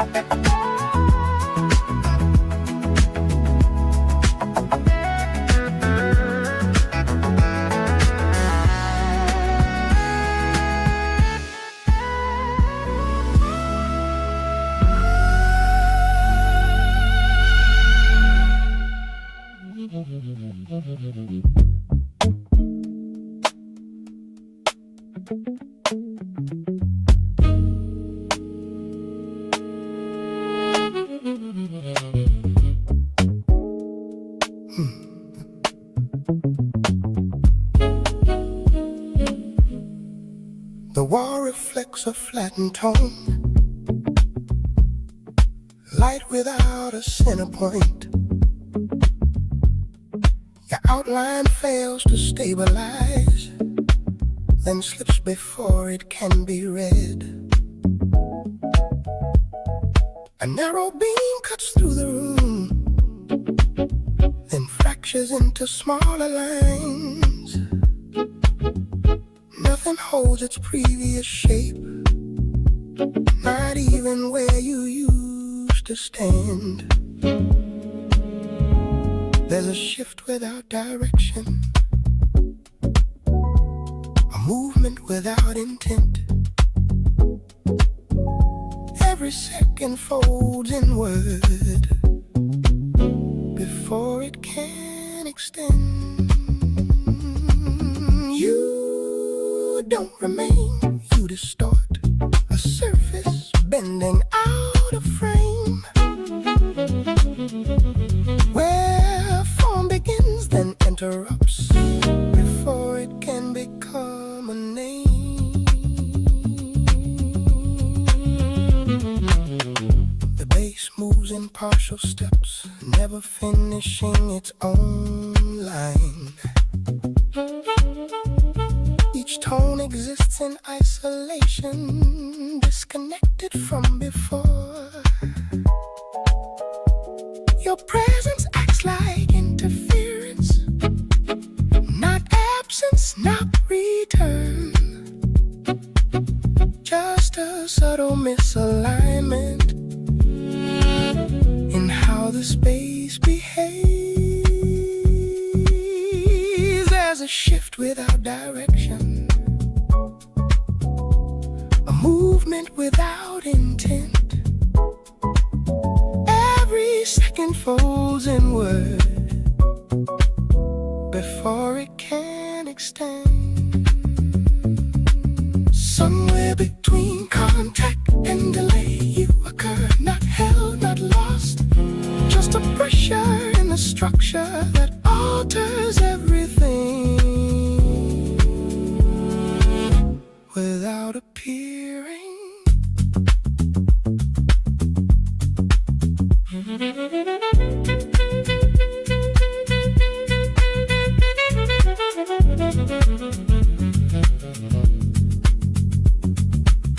Now the room resists our depth, every layer pressed to surface. Time repeats without expansion, a loop that doesn't register. I move but nothing acknowledges, no shift in air, no change in tone. And in that unresponsive field, you remain unformed. Shift without direction, a movement without intent. Every second folds inward before it can extend. You register without presence, fate without transition. Every moment cancels forward motion resets without memory. Nothing carries, nothing builds, nothing stays long enough to exist.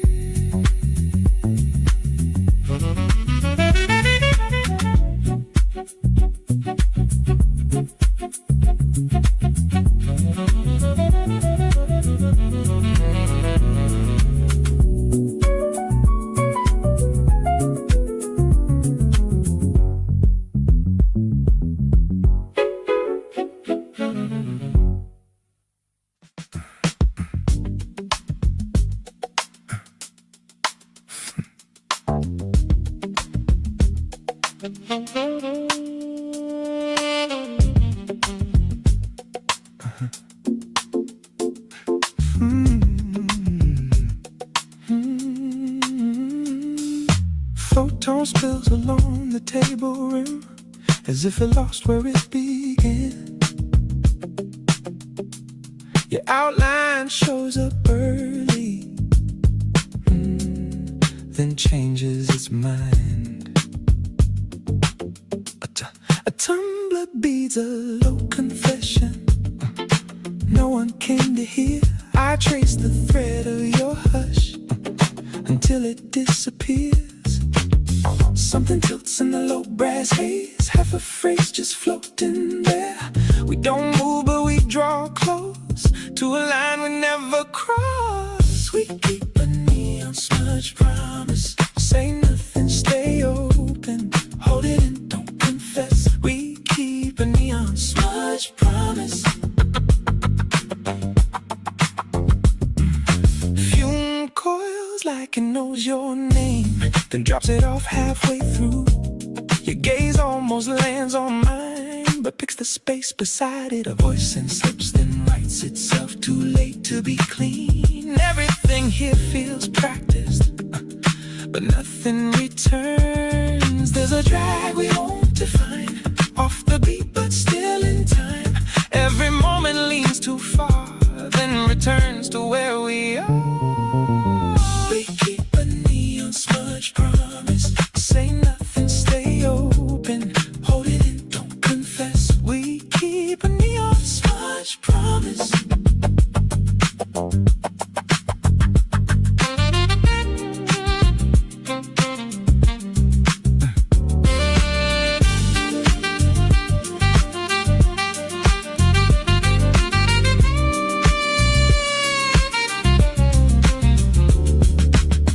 Daybreak leans on the window, but won't arrive. Glow lingers, like it's waiting for a yes we won't give. I could crack the frame of this, make it true, but it would spill. Whatever held it here, nearly said it once or twice. Felt it shimmer cold as ice. Let it dim before it shows. That's the way this moment goes. We keep a neon smudge promise. Say nothing, stay open. Hold it in, don't confess. We keep a neon smudge promise.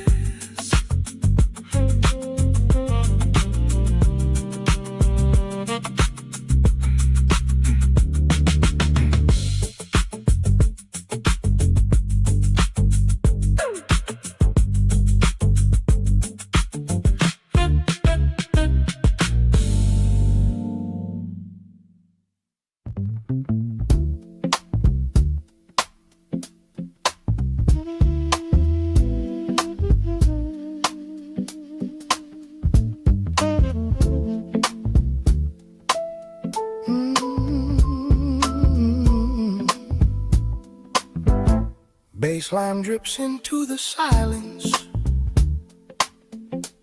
like a glass about to break. Trumpet stains the air in amber with a note it couldn't take. Your reflection slips in fragments across the lacquered midnight floor. And every flicker of your presence feels like something just before. The shadow blooms in slow distortion through a chord that folds in blue. Every second starts dissolving as it leans itself to you. We were caught in a nocturne spill where the dark learned how to feel. Every silence bending still into something almost real. Your voice felt like liquid mercury, spreading thin but never gone. Every word a fading contour, drawn and gone before it's drawn. Piano leaves a trail of shadows that refuse to stay aligned. And every glance you give the moment breaks its shape inside my mind. Oh, the rhythm breathes but never settles. Still it circles but we hide. Every echo turns to color as it spills out from inside. Still we stayed in a nocturne spill where the lines refuse to still. Every touch became a thrill that the night could never fill.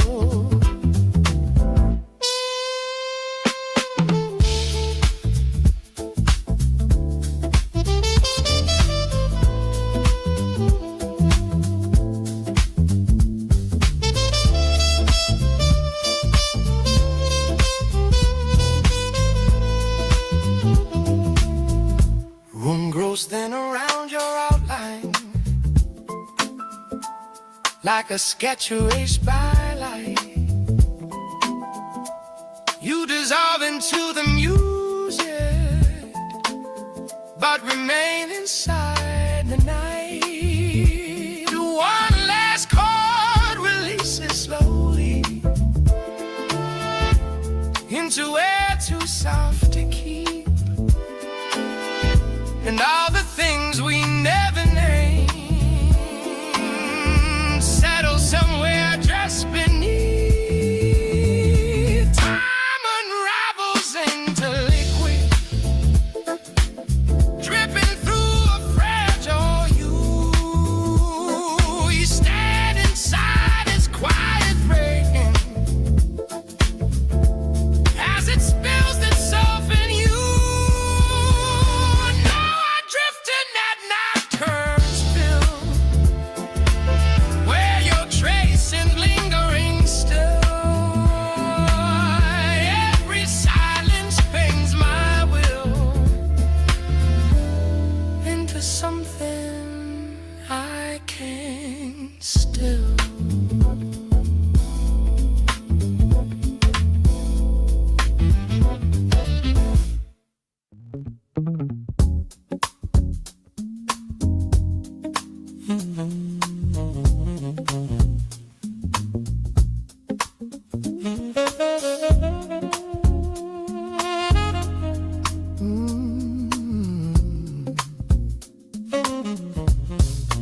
Indigo shades along your frame,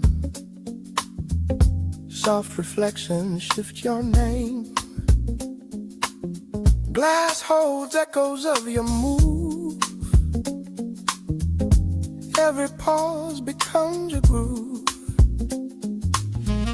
Fingers hover near your wrist, close enough to coexist. Air grows slow, begins to lean toward a space we've never seen. You don't rush, you let it slide through the space we keep inside. Every breath they give to guide where we drift but never hide. Whisper sequence, step by step, tracing lines we never cut. Every motion intercepts all the words we both neglect. Silhouettes begin to bend, beware the night and skin suspend. The shoulders brush, then hesitate, testing what we can't translate. Eyes that linger, never stay, pulling closer, drifting gray. No direction, no control, just the rhythm taking hold. You lean close, then let it fade. In between the moves we made, every second softly swayed like a line we never laid. Whisper sequence, step by step, tracing lines we never cut. Every motion intercepts all the words we both neglect.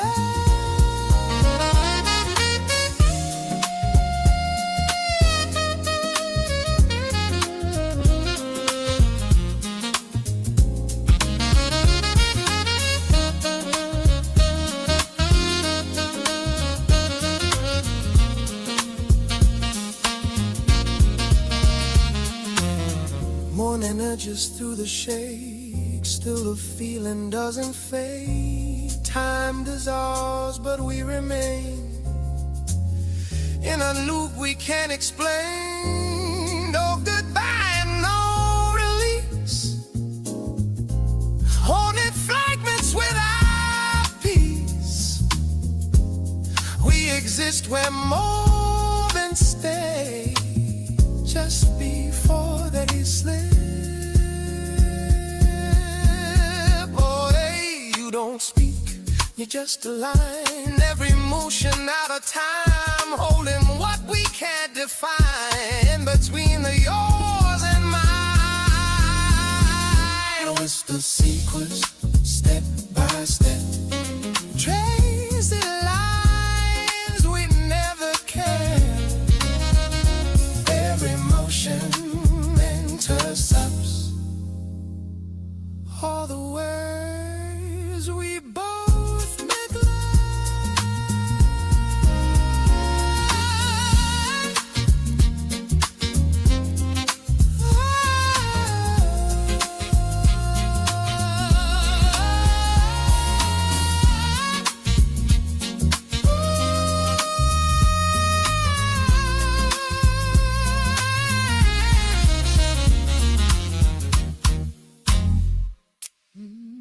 The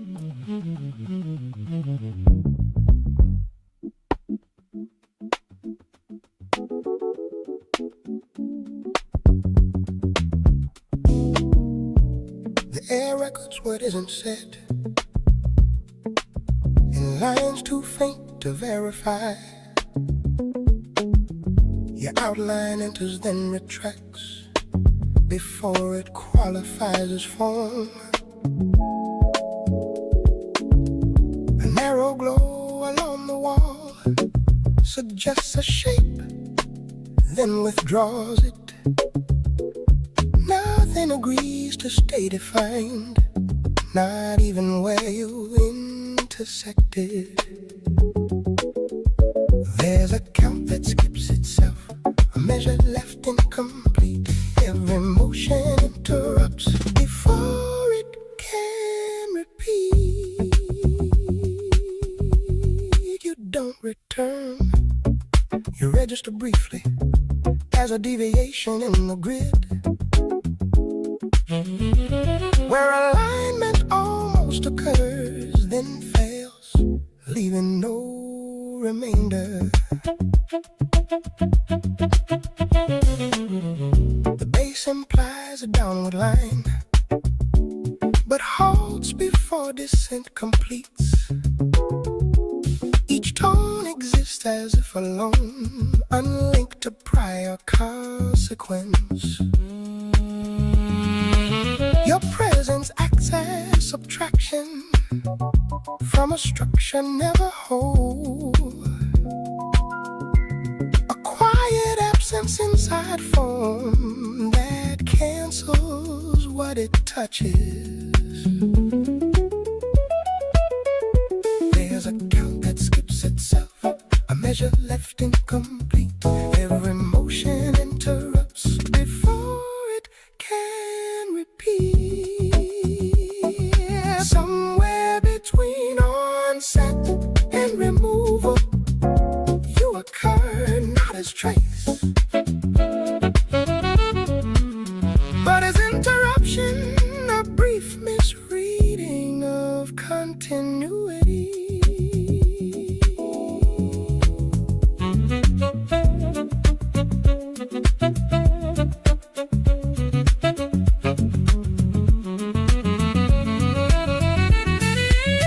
Every line refuses closure, edges soften into nothing. The room maintains its surface state without depth or extension. I move, but no relation forms, no echo, no persistence. And in that unregistered space, you remain without entry.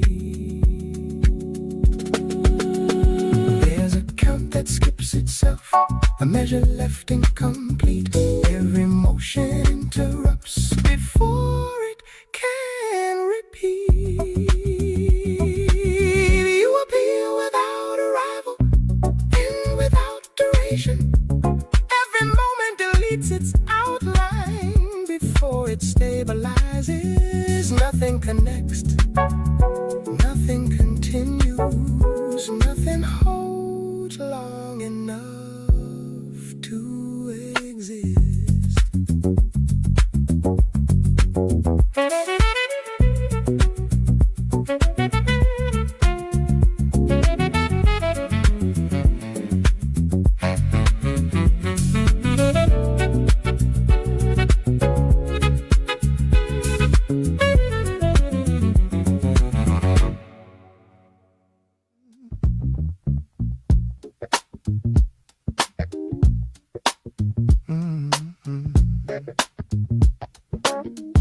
The crooked rhythm spills like ink across the corners of the block. Sidewalk breeze in broken patterns, loose chains ringing in a cup. Someone hums without a reason, like the night just woke them up. Air is thick with passing fragments, half a sentence, half a sigh. And Every glance just slips right through me, like it never learned to try. Something in the rhythm won't release, keeps returning, small and restless. We don't break, we just repeat, soft collisions in the beat. Nothing clear, but everything stays in the low signal of this place. We don't speak, we let it drift. Every pause becomes a shift. What is lost still circulates in the low signal of this place. A shadow leans against the corner, like it's waiting for a cue. Neon stains the edge of motion, but the color never grew. Footsteps echo out of sequence, like a code I almost know. And every turn resets the pattern back to where I didn't go. Every cycle folds into itself like a thought that won't surrender. We don't break, we just repeat, soft collisions in the beat.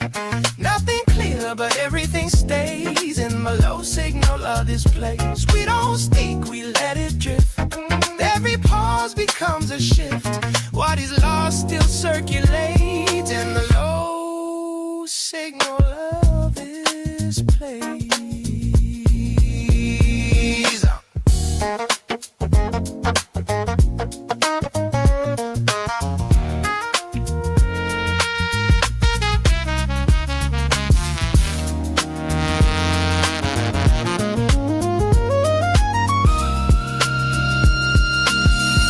A single tone hangs in the distance, like it's caught between two walls. Even silence feels divided into rise and into fall. Breath aligns with quiet pulses. Time forgets its usual shape, and the space between the seconds feels too narrow to escape. Every motion slows but never stops, like a wheel without a center. We don't break, we just repeat, soft collisions in the beat. Nothing clear, but everything stays in below signal of its place. We don't speak, we let it drift. Every pause becomes a shift. What is lost still circulates in the low signal of this place.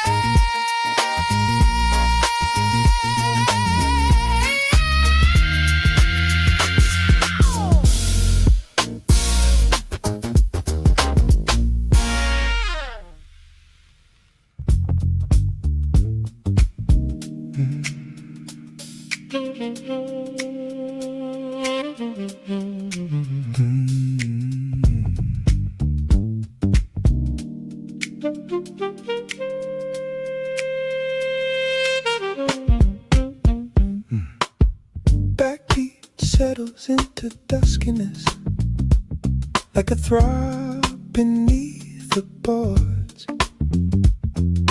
Cornet spills a muted glimmer through a shade I held before. Your look arrives like a sudden splinter in the texture of the air, and every instant tilts to something gathering out of nowhere.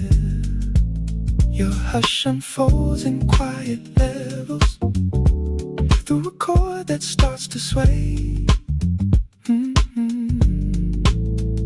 Every moment grows around it, like it won't just slip away.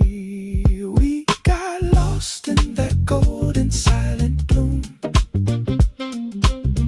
where the dark made room for you.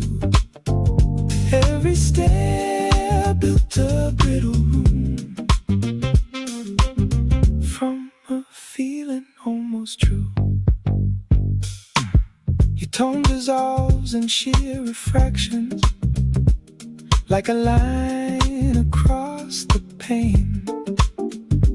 Every phrase becomes a contour that it cannot drift beyond. Keys lay down a thread of motion through a wash of changing blue, and every gaze you leave suspended makes a life I never knew. Nothing lands into a stillness, yet it hovers in between. Every ringing finds a border where it almost can be seen. Still we swayed in that golden silent bloom, where the glow refused to choose. Every brush formed a quiet plume in a form we couldn't use.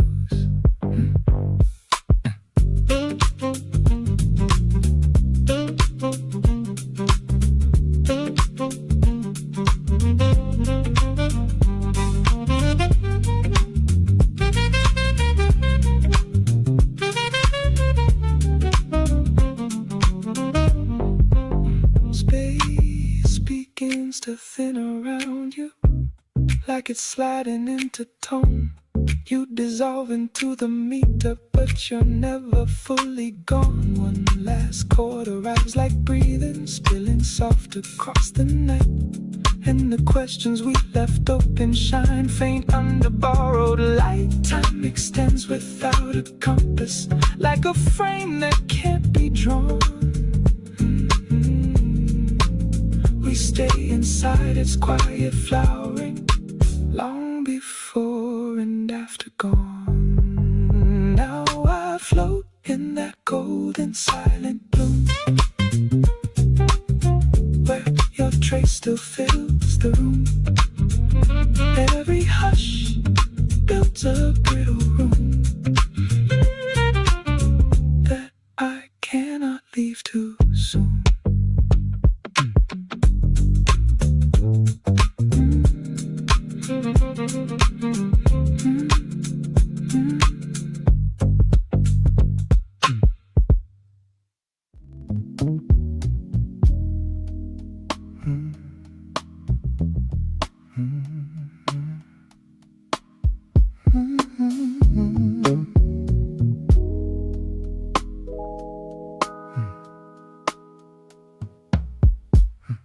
The low light settles on your moving skin, like it already knows where we begin. A quiet glass rests heavy in your hand, tilting time we never planned. Your breathing shifts just slightly out of line, enough to blur the space with mine. No words arrive, they fall away, but something deeper starts to stay. We don't move, we let it rise in the silence of your eyes. No escape and no control, just a tightening we both hold. Stay right here, don't break the thread. Let it circle a sunset. Every pause a deeper bend, pulling closer to the edge. The record leans into a softer tone, like it refuses to stand alone. Your fingers hover just above my wrist, close enough to still exist. A distant sound dissolves too soon, leaving weight inside the room. And in that space something shifts, like gravity in subtle drifts, balanced on a thin line between restraint and what's behind. No retreat and no demand, just a tremor in your hand. Stay right here, don't break the thread. Let it circle what sunset. Every pause a deeper bend, pulling closer to the edge.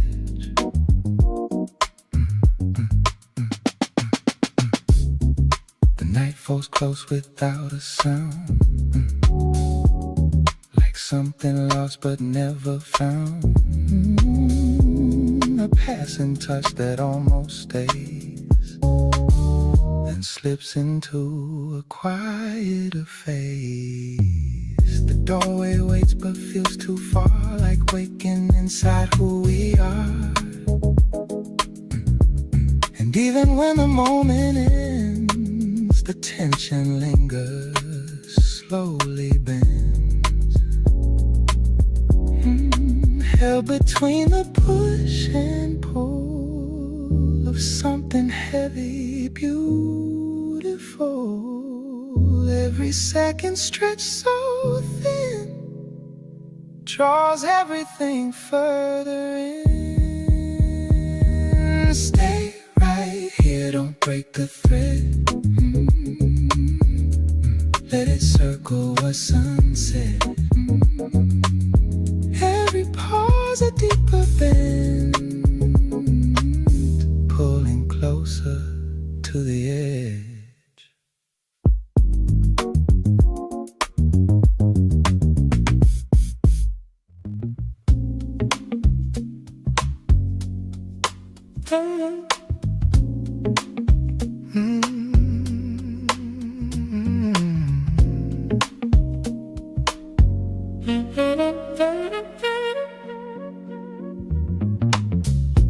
Rain leans softly on the glass, like it's trying not to pass. Every drop a careful thought that arrives then comes to naught. Streetlight bends into the floor, doesn't look like light anymore, and your shoulder barely moves, but it tells me what you lose.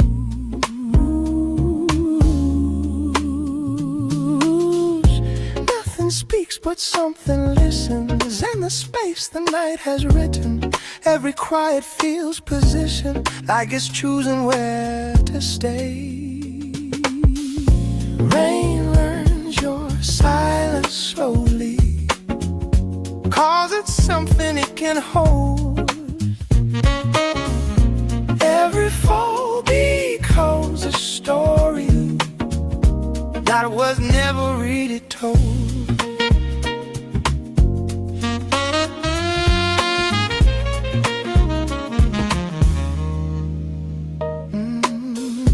Window traces shifting lines, like a map that won't align. Your reflection comes and goes in a way nobody knows. Even time begins to blur, losing edges in the stir of a moment stretched too thin to decide where it begins.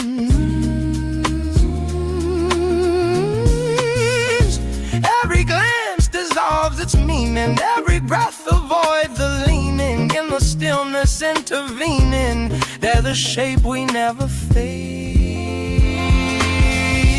Rain learns your silence slowly, cause it's something it can hold. Every fall becomes a story that was never really told.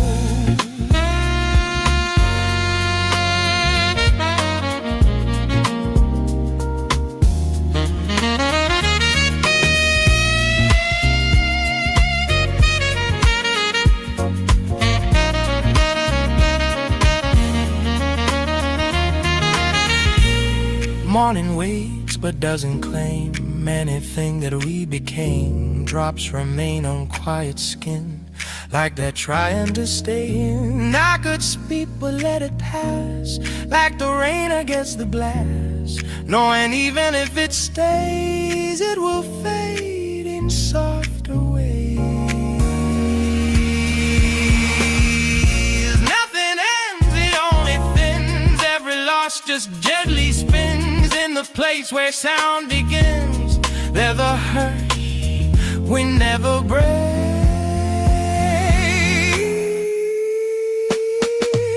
Relearn your silence slowly, 'cause it's something it can hold.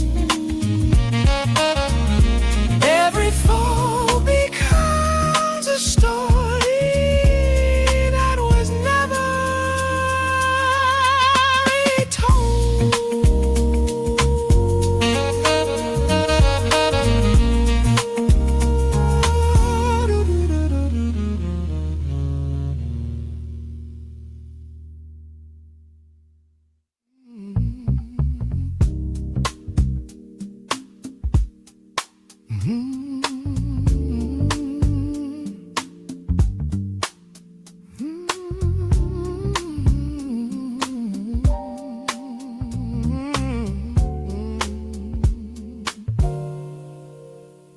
Low door opens to a hidden glow.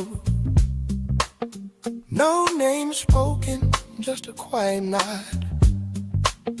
Card slides softly across the grain. Every move got a trace of strain.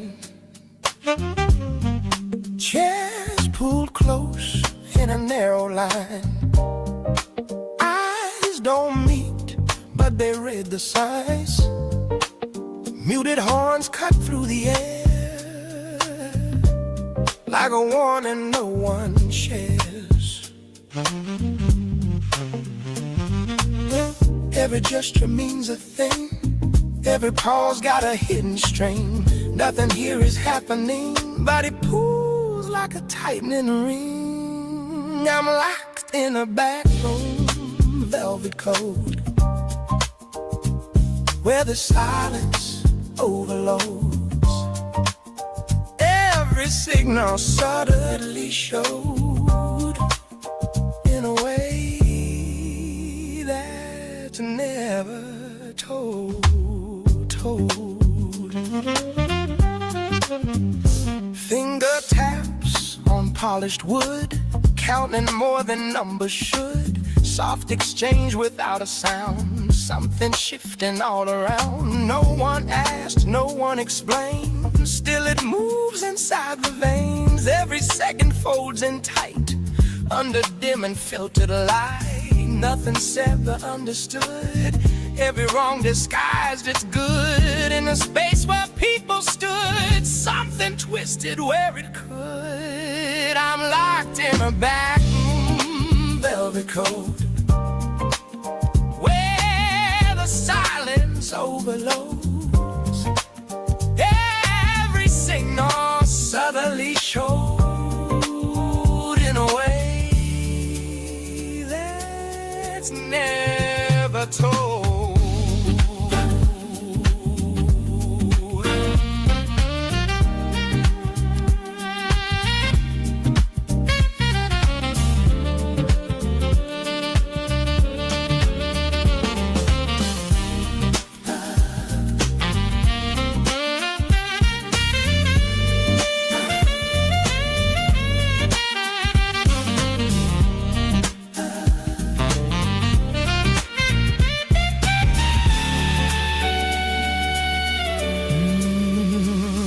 Round hums, but no one leaves. Hair gets thick with quiet needs. Door stays close to what is real. Only shadows make the deal. I could step out, break the fame, but I'd never be the same. So I stay within the tone of a place that feels like home.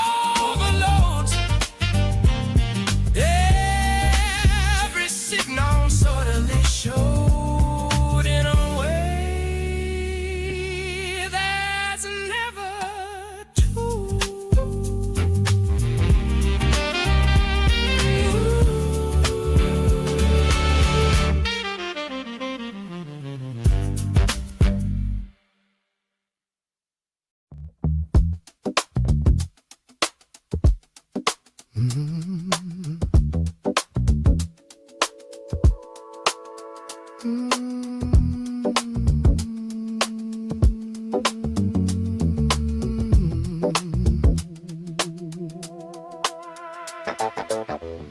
gravel shifting under slow shoes. Warehouse windows dim and tall. The radio leaking crooked rhythm through a half-closed wall.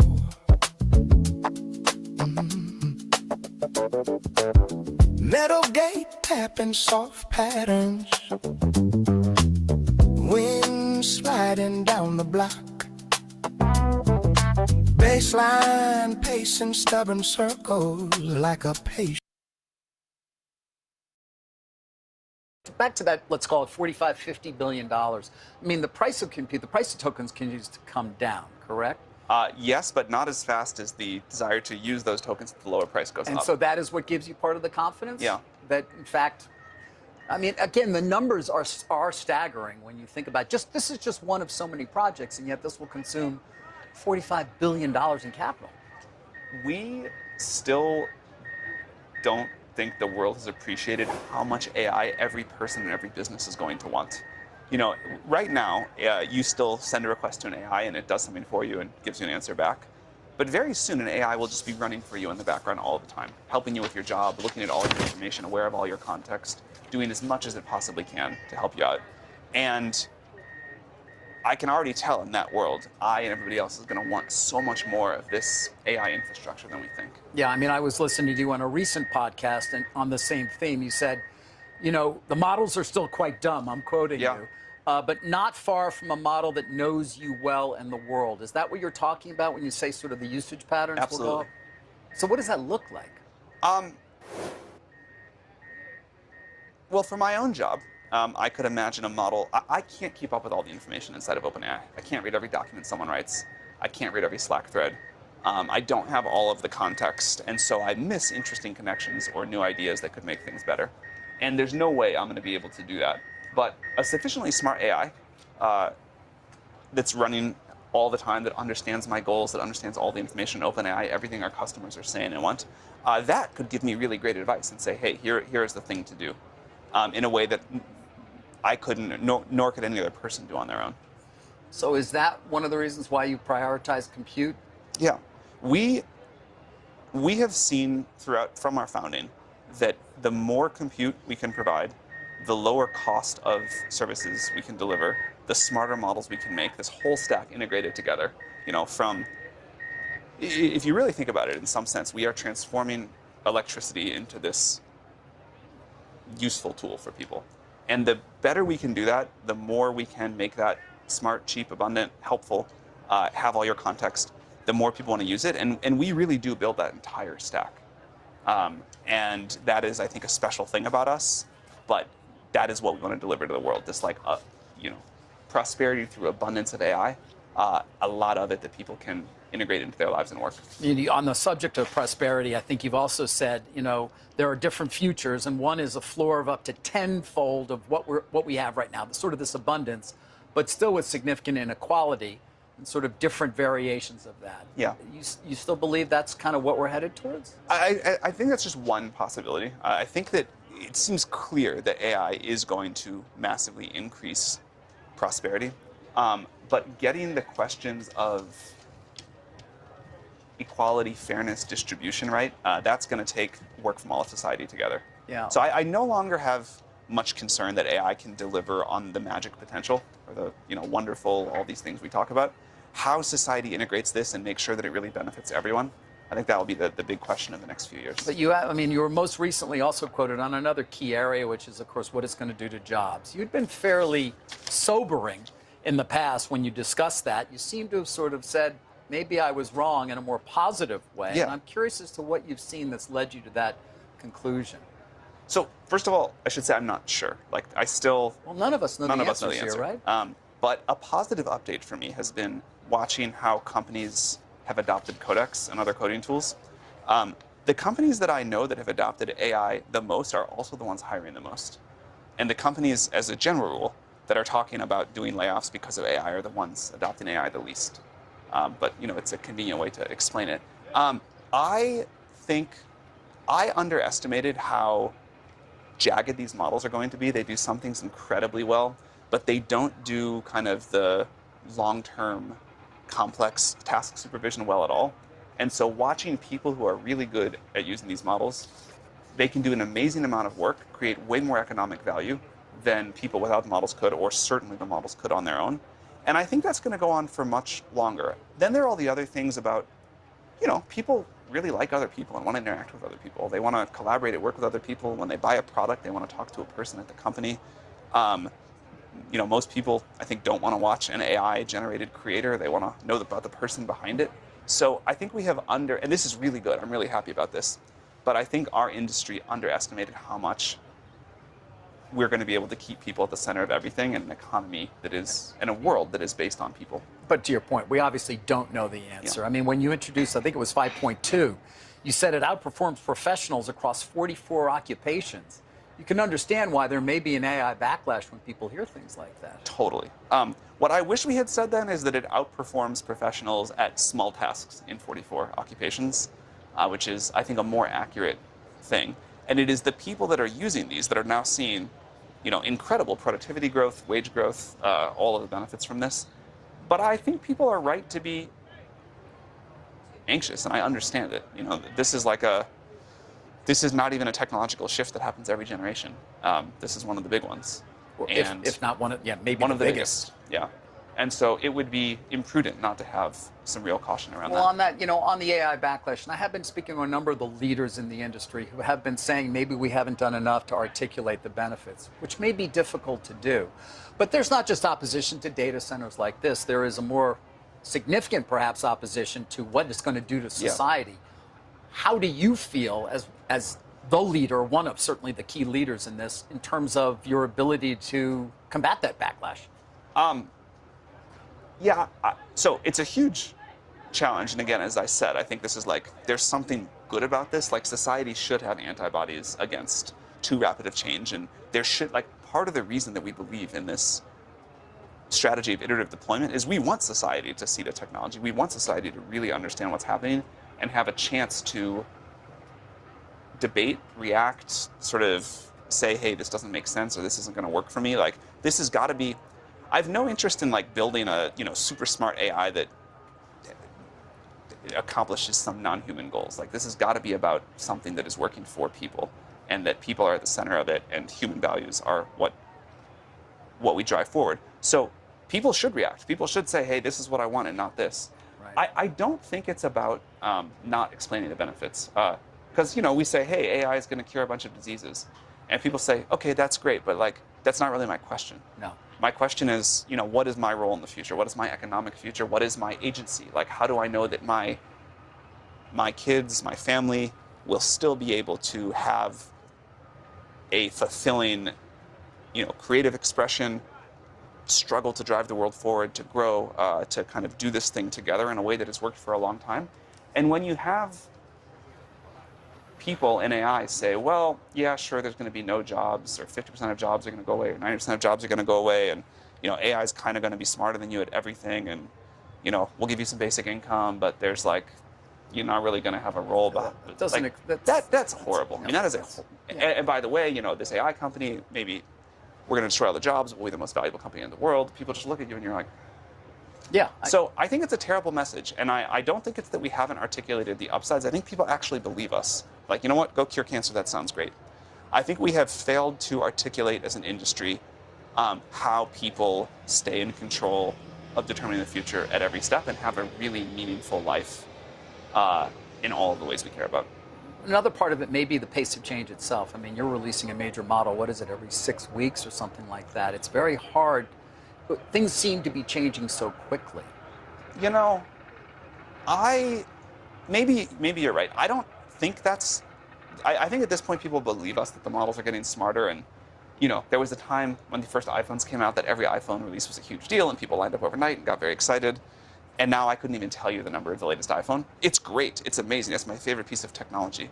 But I expect it to continue to get better, and I know they make a new one every year. I kind of think the same thing for this technology, which is people expect the models to keep getting better. Right. What they really want to know is like what's going to happen with society. Yeah, and none of us. I mean, you don't really have the answer. You can guess.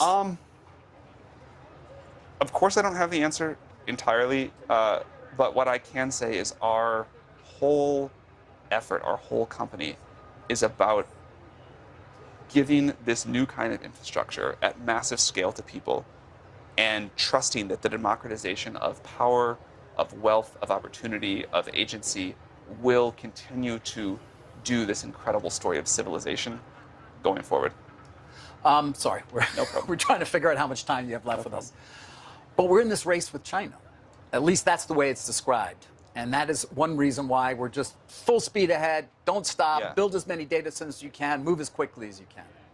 I think in some ways that's okay, and in some ways that's really dangerous. Like, I think it's fine to say, hey, we're going to win this. We're going to have, most of the economic benefit. There will be some global scale safety issues. And we have had times in the past, like with the IAEA for atomic energy and weapons, where the world comes together and says, none of us should be taking global risk. Different countries, different systems, they can sort of say, I'm going to treat economics this way, you're going to treat it that way. I'm going to think about using AI in healthcare this way, you're going to think about using it that way. But on the really big things, making sure we don't ever lose control of AI systems, cybersecurity, biosecurity, I think we need to not treat this as a race and treat this as a good future of the world is in everyone's That's not where interest. we are right now, though. Well, I think we're still in the economic. I think we're transitioning to a world where we have to think about that. I think we're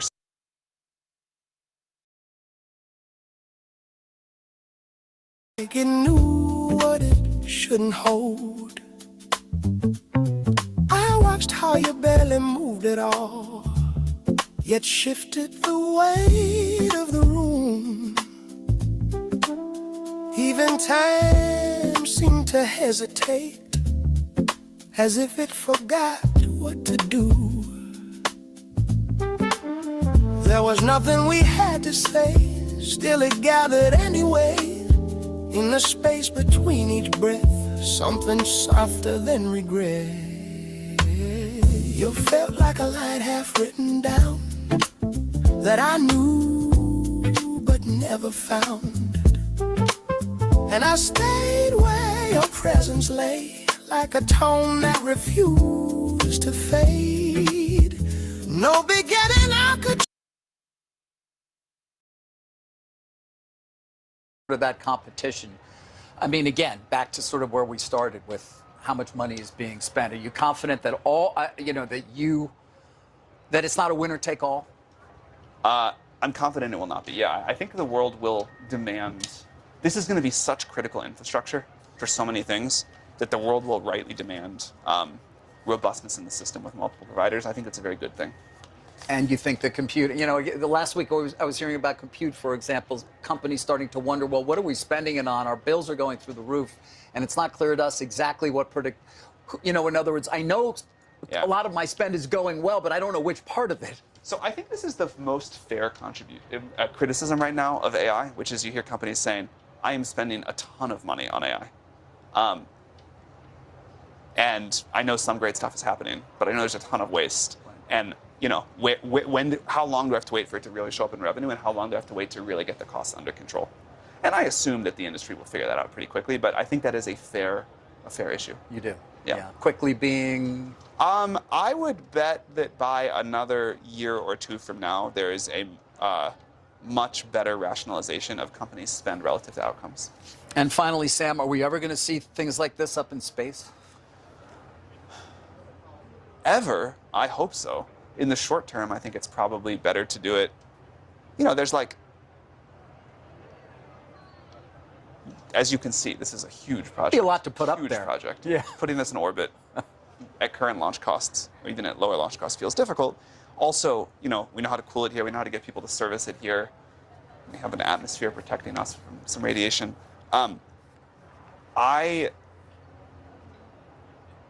I hope that humanity expands to the stars someday and data centers along with it, but we're going to focus on building on Earth for now. It doesn't sound like you think it's happening anytime soon. It's not a short-term priority for us. Sam, Thank you for your time. Appreciate Thank you. it. Look forward to further conversations, I hope. Enjoy. Sam Altman, CEO of OpenAI. I'll send it back to you, Brian. All right, David Faber with Sam Altman in Saline, Michigan. Let's now bring in Kate Rooney. Kate Rooney joining us now. It's kind of a, you know, as Altman does, Kate, kind of a big picture, humanity kind of a thing. What stood out to you about that interview? Yeah, Brian, his style is very philosophical. They got into the labor discussion, talked a little bit about data centers.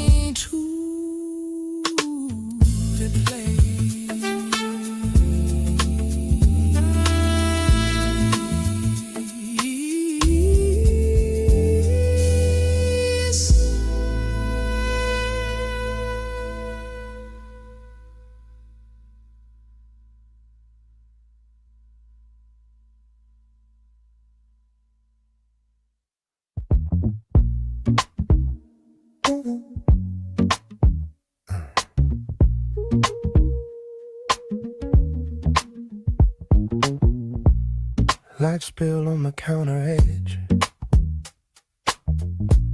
glass ring fading where it stood. You lean slightly to the left, like adjusting something small.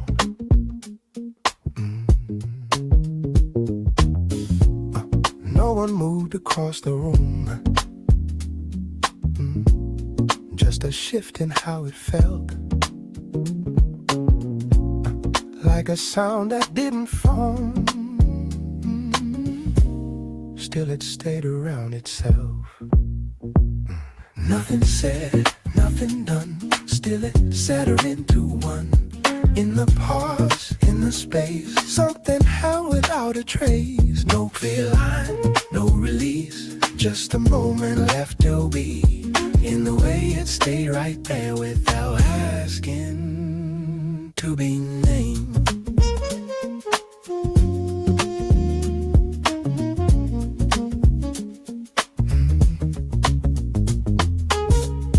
Napkin folded twice too sharp,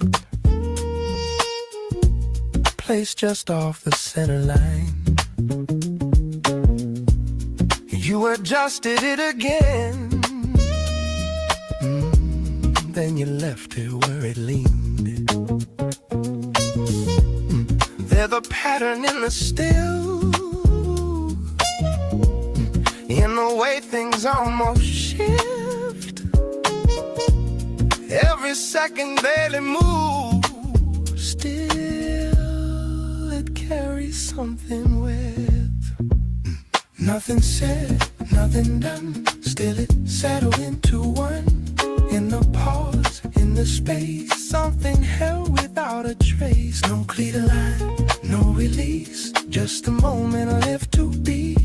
In the way it stayed right there without asking to be named.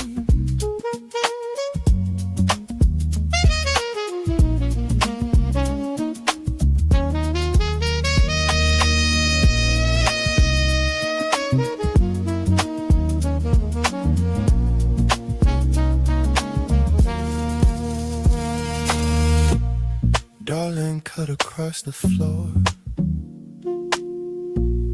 thin and quiet, almost gone.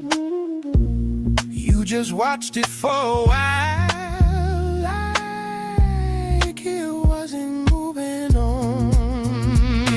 If it changed too small, still it shifted something else. Not enough to call it out,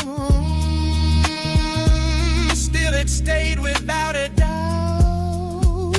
Nothing said, nothing done, still it settled into one.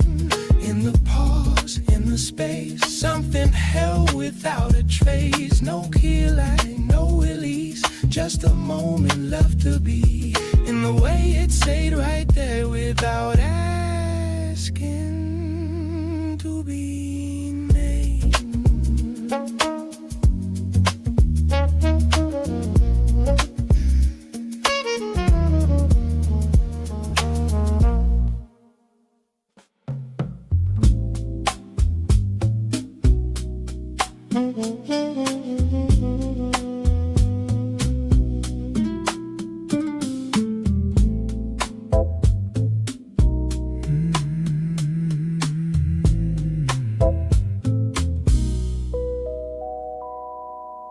The space releases a softer pace,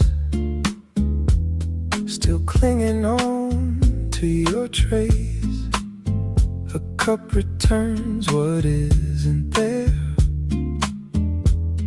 but holds it near. The lowland glides without a guide,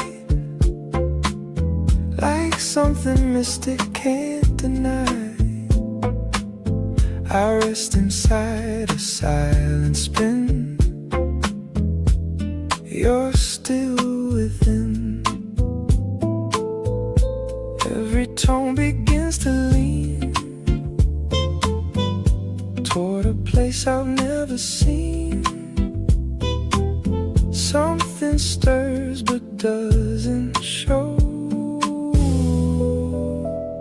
below. Stay in the sound, don't turn around. Let it come down. Hold it, don't speak. Stay in between, soft and unseen. A saxophone curves through the wall. It nearly sounds like you might call, but snaps before it finds its way. Or learns to stay. Oh, your figure fades in passing light. It never fully gets it right. I reach for what I cannot keep, too incomplete. Every stride begins to blur into something I infer. Something close but not quite true.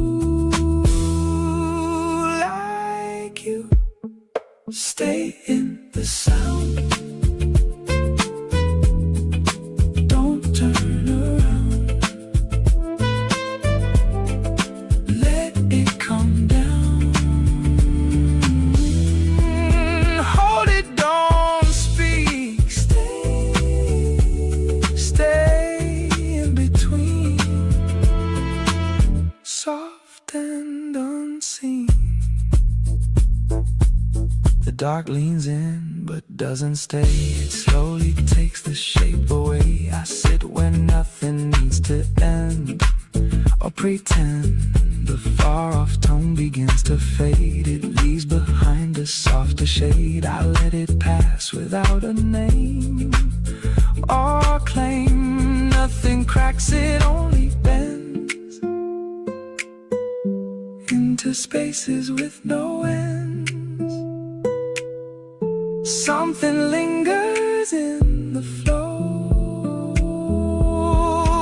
below. Stay in the sound, stay in the sound. Don't turn around, don't turn around. Let it come down. Hold it, don't speak. Stay in between,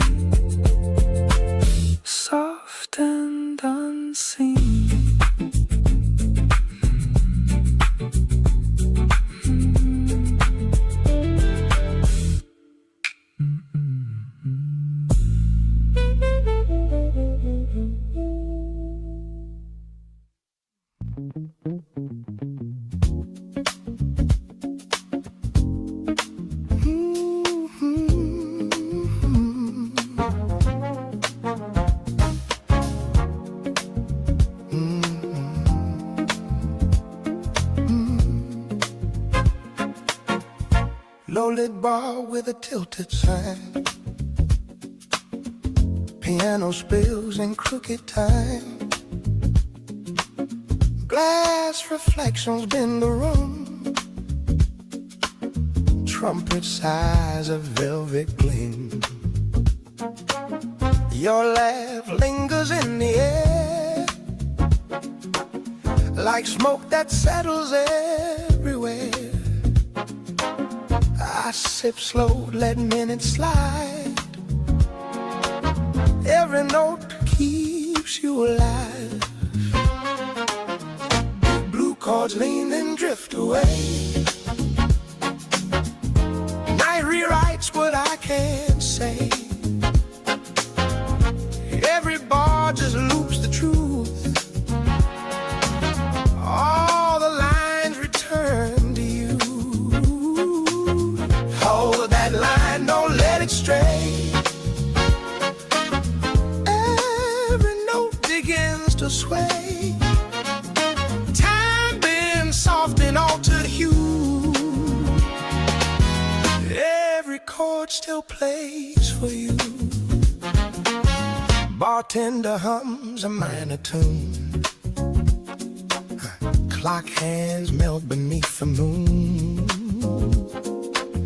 Tables echo quiet scenes. Half-told stories in betweens. Saxophone like midnight rain. Washes over what remains. I close my eyes, feel you near. In every chord I almost hear. Blue chords lean and drift away. Night rewrites what I can't say. Every bar just loops the truth. All the lines return to you. Hold that line, don't let it stray. Every note begins to sway. Time bends soft in altered hue. Every chord still plays for you.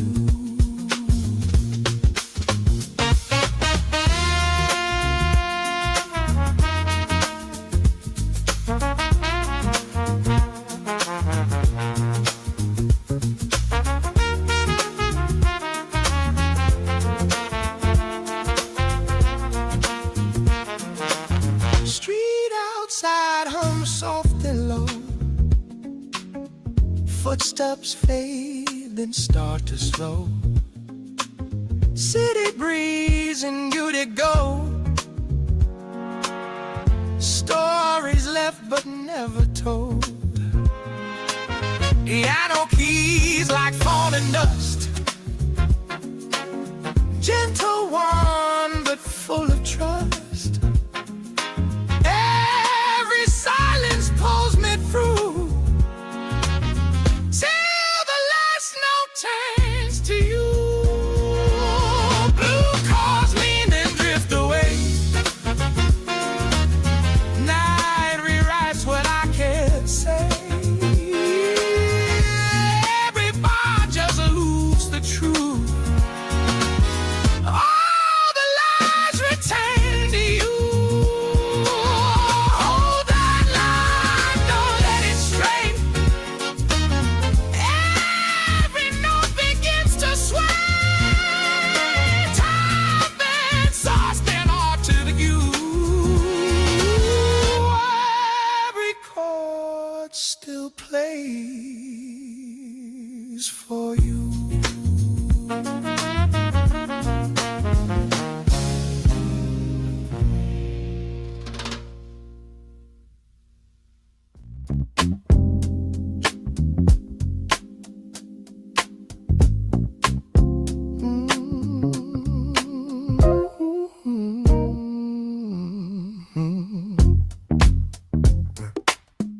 Your shadow reached before you did. Across the floor, then slowly slid. Soft piano held one note, like it knew just where to float. You didn't rush to take a seat. Let the moment start incomplete. Every eye then looked away, like they felt it but won't say. No direct line, still it draws something closer without cause. In the almost contact hour, we don't touch but we adjust. Every inch becomes louder in the tension that we trust. No clear move, no mistake. Still it bends with every breath, like a line about to break, but it holds itself instead. Now the groove sits low and clean, nothing extra in between. Bass repeats a quiet claim, like it's calling without a name. Your hand rests along the edge, stops exactly at the ledge. Not too far and not too near, like it's placed to reappear. No signal set, still I know something's shifting down below. In the almost contact out, we don't touch but we adjust. Every inch becomes louder in the tension that we trust. No clear mood, no mistake. Still it bends at every breath, like a line about to break, but it holds itself instead.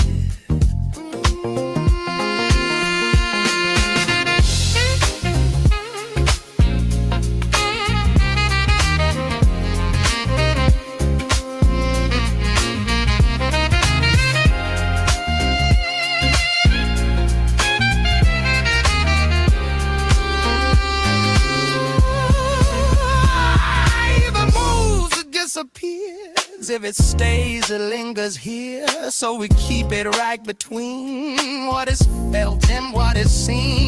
Not a step, not a fall, just the edge of it all. Held in place, held in time, like a perfectly drawn line. In the almost contact now, we don't touch, but we adjust.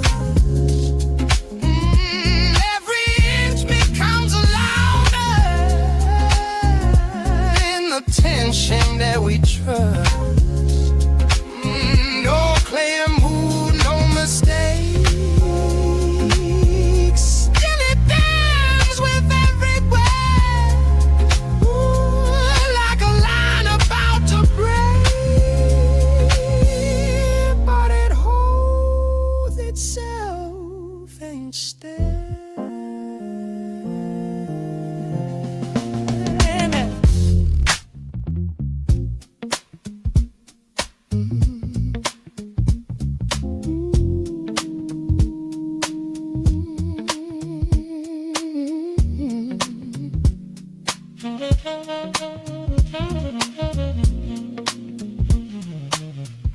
Backseat hidden from the room, low light folding into gloom. You sit angled, not quite straight, like you're guarding what you state. Fingers tracing on the glass, watching every shadow pass. No one hears the way you breathe, but it tells me what you keep. Every glance a coded sign, every pause a shift in line. In the space we redefine what is yours and what is mine. We move through corner booth signals, nothing said, but it feels physical. second gets conditional in a way that's almost ritual.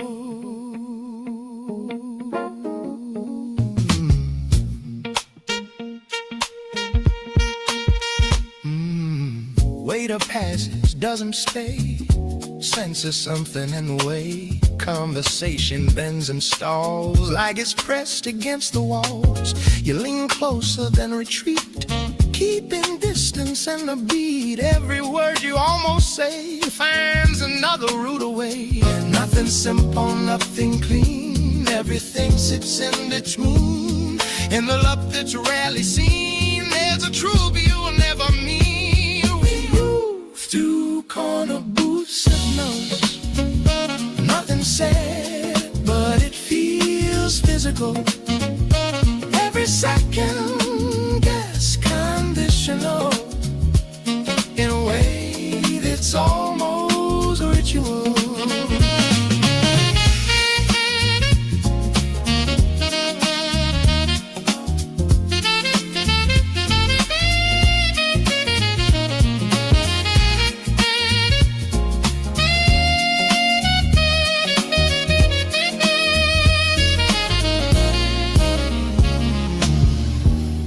Gets thinner as it clears, only echoes in our ears.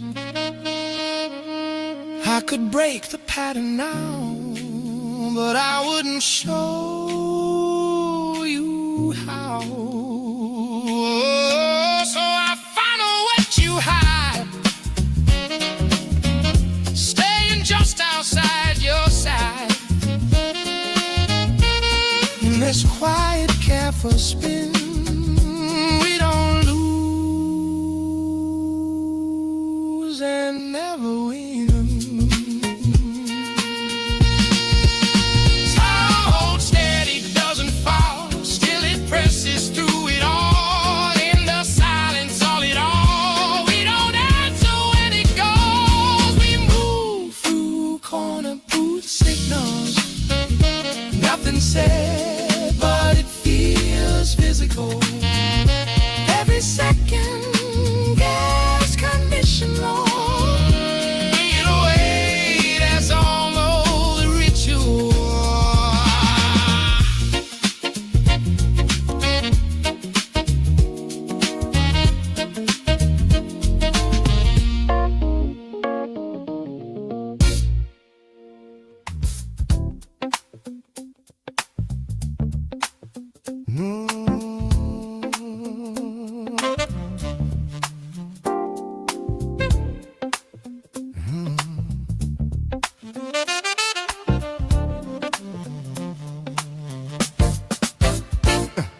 Back room table by the wall, low drum brush finding the rhythm.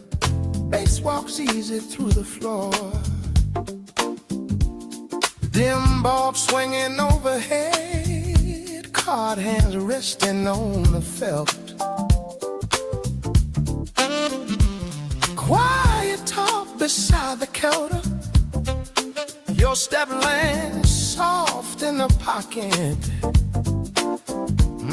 Night begins to swing its weight. Hear that hi-hat tap the line, bass keep pacing smooth in time. Every chord cut short and dry, now the groove begins to rise. Swing in the corner booth groove, let the rhythm gently move. Cool band talking through the tune, everybody ride the groove. Bartender nodding to the band, brushes sliding on the snare. Roads drop chords quick and sharp, bass still pacing steady lines. Your last landing on the offbeat, shoes glide quiet near the stage. Band sinks deeper in the pocket, room begins to lean and sway. Hear that hi-hat tap the cut short and dry. Now the groove begins to rise. Ooh, sweet incarnable groove. Let the rhythm gently move. Cool band talking through the tune. Everybody ride the groove.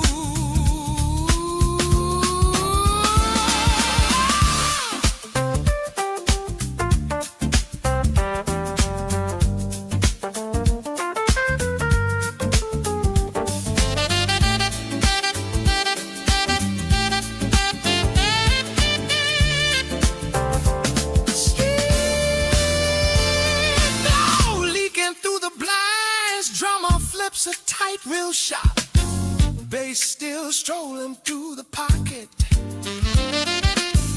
Rhodes replies with jazzy sparks. Your shadow sways by the doorway. Feet tap quiet on the tile. Whole band breathing one rhythm.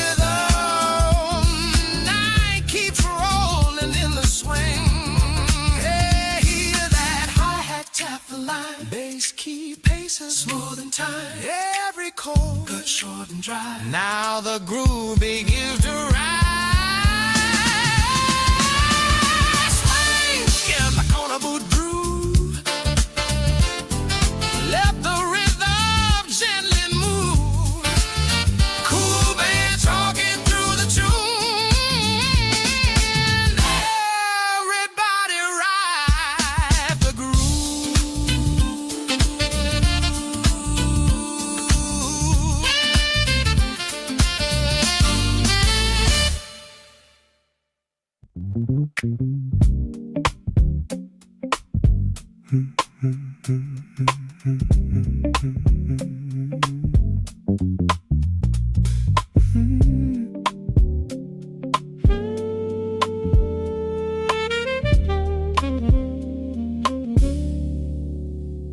The corridor curves in muted blue, like it was holding on to you. A neon bulb sings slightly off under a worn-out loft. Your jacket waits without a tag. You never learned you wouldn't drag. I reach for texts that never chime, they just align.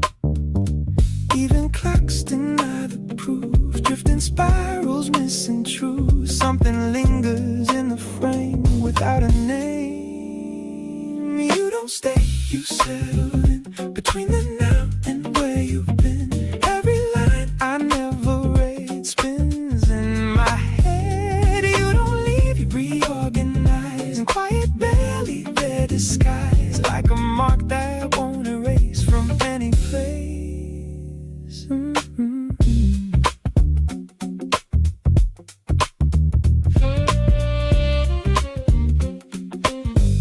A mirror throws a broken line of what was yours and what was mine. The playlist murmurs small and thin, but can't get in. A passing cab pulls shadows slow across the rooms they used to know. The way we pause without a sound, now falling down. Every doorway bends the same, hums back some other name. Something distant tugs the thread of what we said. You don't stay, you settle in between the now and where you've been. Every line I never read spins in my head. You don't leave, you reorganize. And quiet barely their disguise, like a mark that won't erase from any place.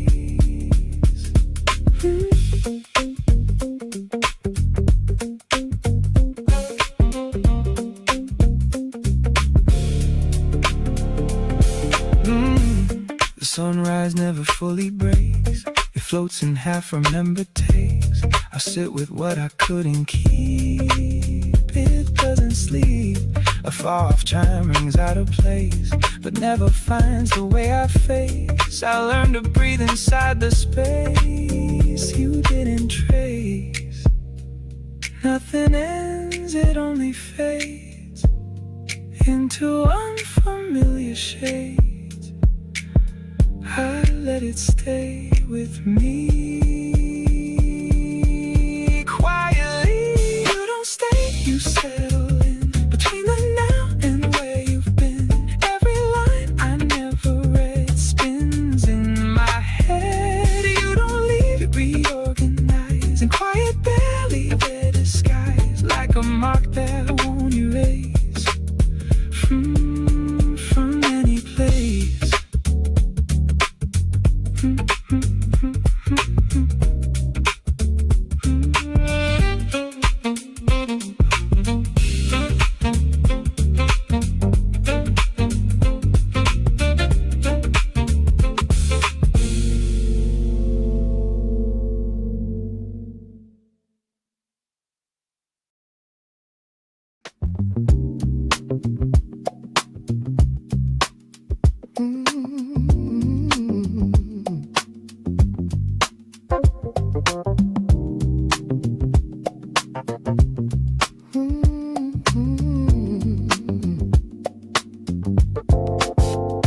No amber lighting on the wall, someone waiting for a call. Glasses resting on the wood, band not rushing like they should. Bass keeps walking slow and round, dusty rhythm on the ground. Nobody moving very fast, like the night was built to last. Every whisper in the room leans into the smoky gloom. Every quiet little glance pulls the rhythm into trance. Take it slow, let it sway.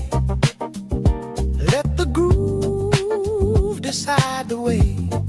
Half-lit smiles moving low, where the late night drifters go. Bartender sliding one more glass, watching shadows slowly pass. Trumpet player shakes his head, plays a note that floats instead. Someone laughing near the door, heard that melody before. Band keeps circling the tone, like the room's a living zone.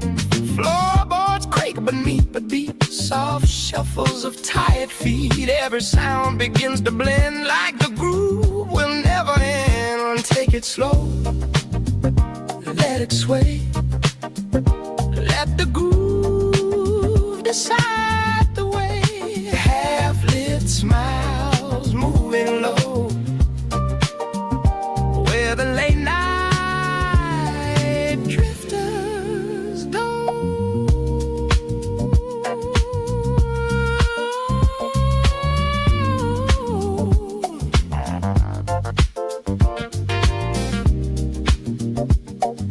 Take it slow.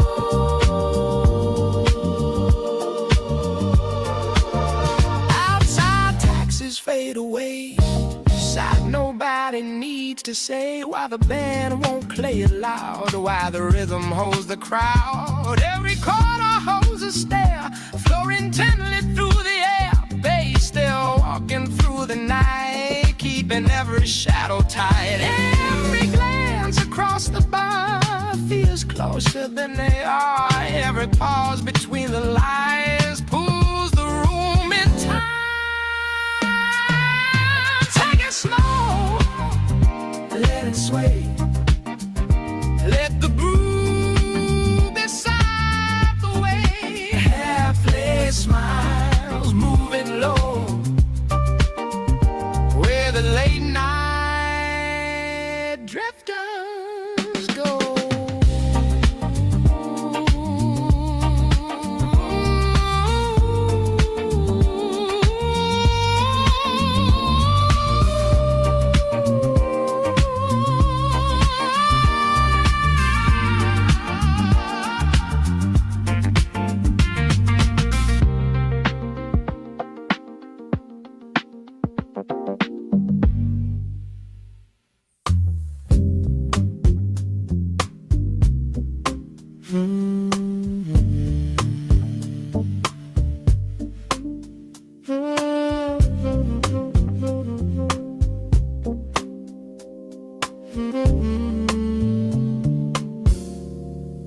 Bencard blooms and floats again, like smoke remembering its name. The room leans inward listening to something no one dares to claim. Your shadow drifts across the glass, then breaks before it settles in. A fragile echo left behind of where your silence might have been. Every note dissolves too soon, like it fears the coming noon. In the hush between the lines, something trembles undefined. We breathe in nocturne residue, traces of what we never knew. Every tone a fading hue of something almost true.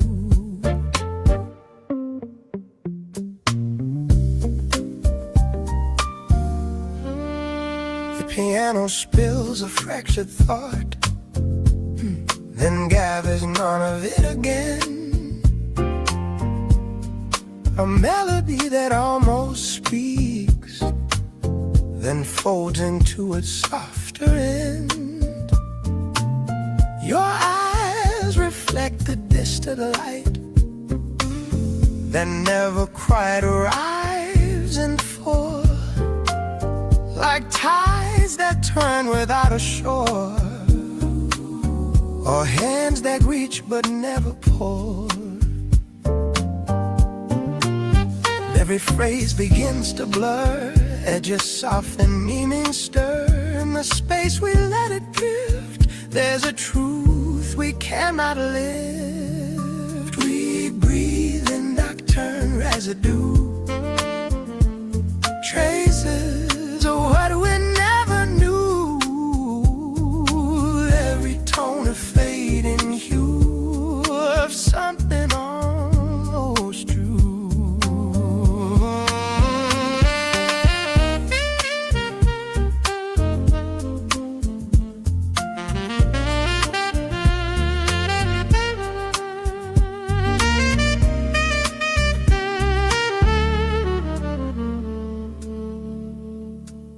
Last light lingers on the keys, like it's hesitant to leave. Every sound becomes a thread in a quiet woven grief. I could name what passings through, but it would vanish as I try. So I let it stay unnamed, like a star before goodbye. Nothing holds, but still it stays in a soft, unspoken phrase. Every ending bends away from the words we couldn't say.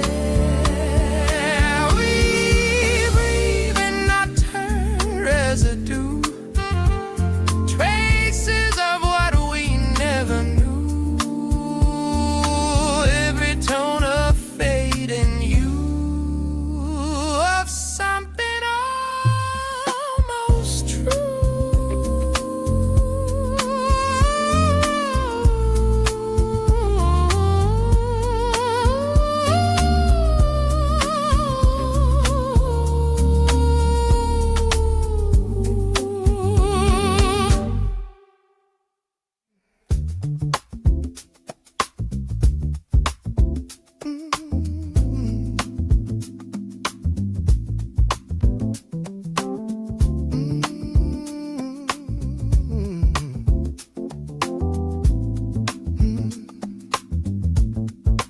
Boss and Dam across the corner, one chair left beside the wall. Bass note walking through the silence, barely making sound at all. Your shadow once across this pavement, slow like vinyl turning around. Every memory keeps the timing of a half-forgotten sound.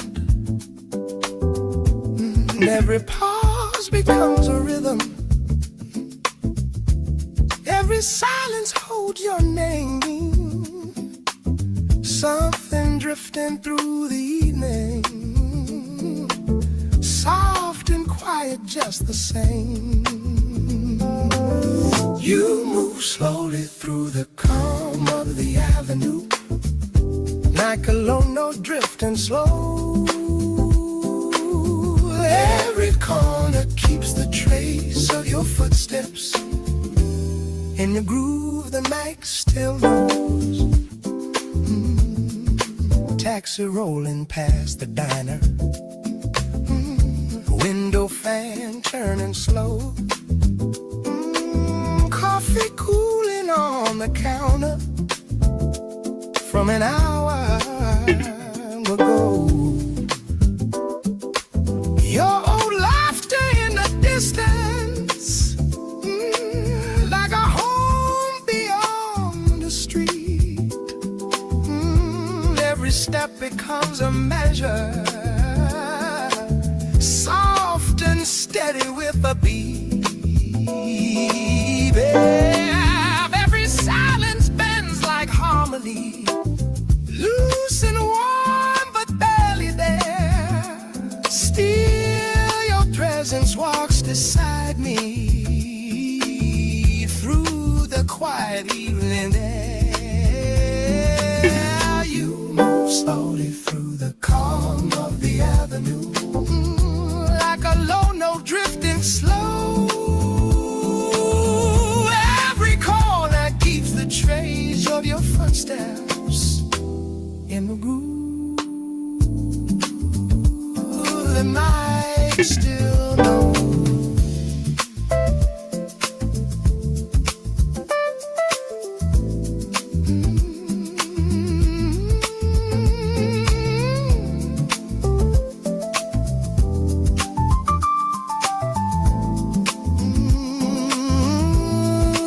Street lamp leaning on the pavement, night wind moving through the trees. Someone humming through a doorway, carried gently by the breeze. Your memory rides the bass rhythm, soft as turning vinyl tone. Every step becomes a measure. Every street I walk alone, every moment turns to music in the hush of passing time. Still your shadow keeps the tempo of a slow, unfinished line. You move slowly through the calm of the avenue, like a low note drifting slow. Every corner keeps the trace of your footsteps in the groove. The night still knows.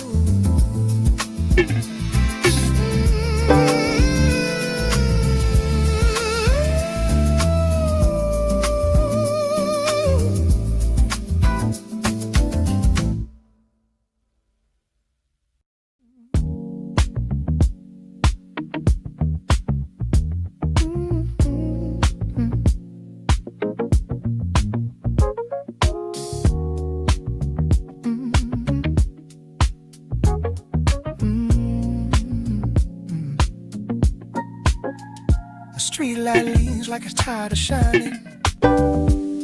Old windows hum with forgotten timing. The passing wind calls me by the wrong name.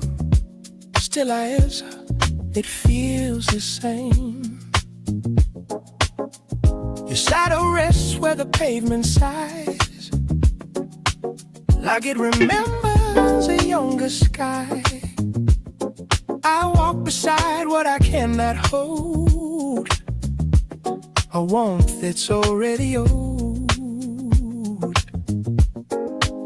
Even the night forgets its lines, repeats the dark and softer signs. Something in me quietly knows where all of this goes. You don't have to turn around, I can hear you in the ground. Every step you never take leaves a quiet wake. You don't have to say goodbye, even silence passes by like a name the wind won't keep. Still it follows me.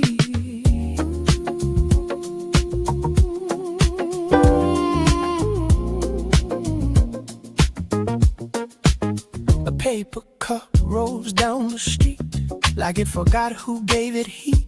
The bench still holds the shape of us in borrowed trust. Your laughter lingers in empty air, not loud enough but always there, like a coat I never returned or a page I never turned. Time moves slow through quiet hands, spills itself in smaller plans. Something faded, something stays in fragile ways. You don't have to turn around, I can hear you in the ground. Every step you never take leaves a quiet wake. You don't have to say goodbye, even silence passes by like a name the wind don't keep. Still it follows me.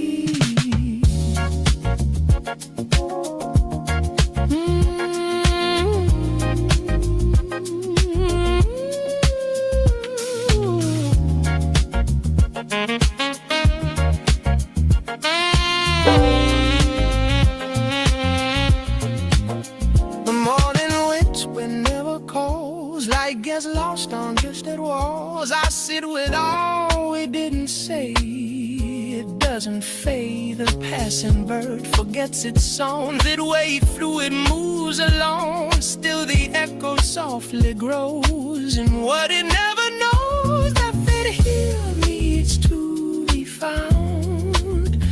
Some things live with all the sound.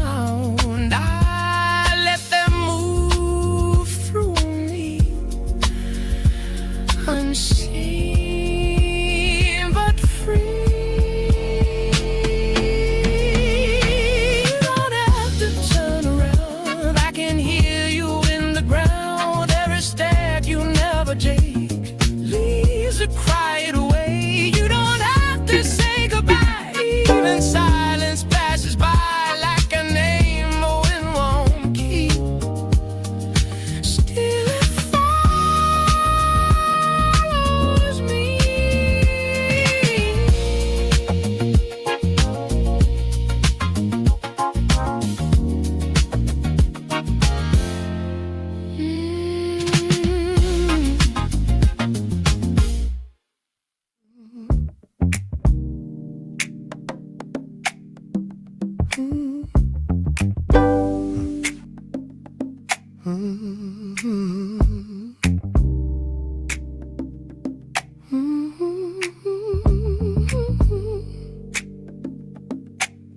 Hear that space before the sound,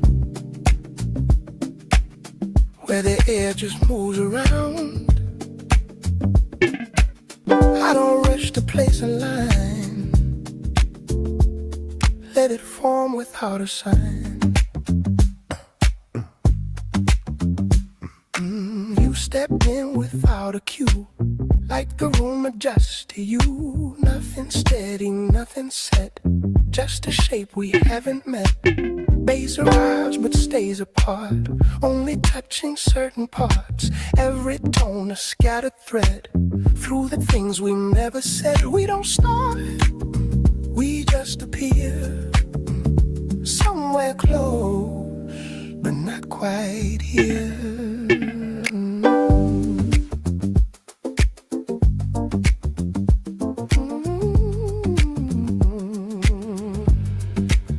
I could speak, but let it pass.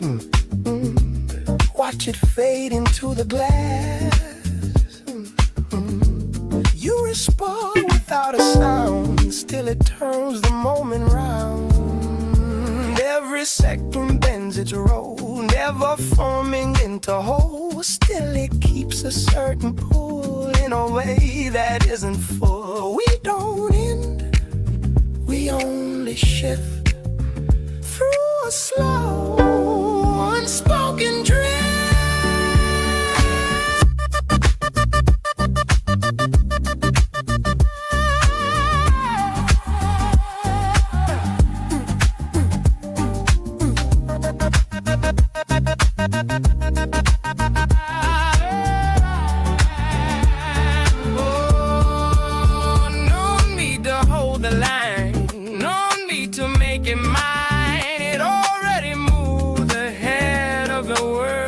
Inside my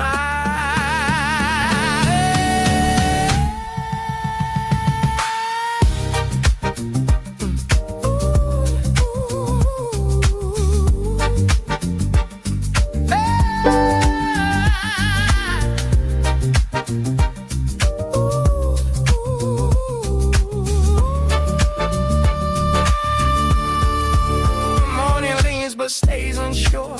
Nothing settled, nothing pure. I could reach and make it stay, but it lives another way. So I leave it where it flows. And I fall, nobody knows.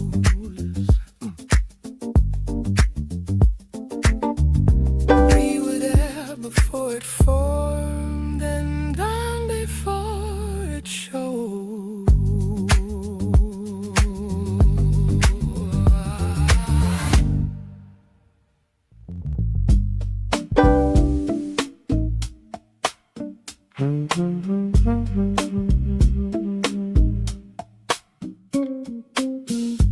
Umber gleam along your wrist.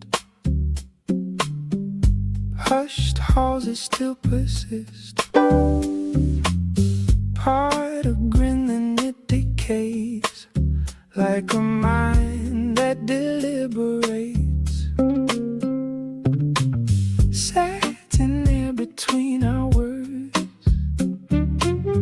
Every stillness softly stirs. Gaze that roams but won't betray. Drawing nearer, then away. You don't haste, you let it breathe. Something changing underneath.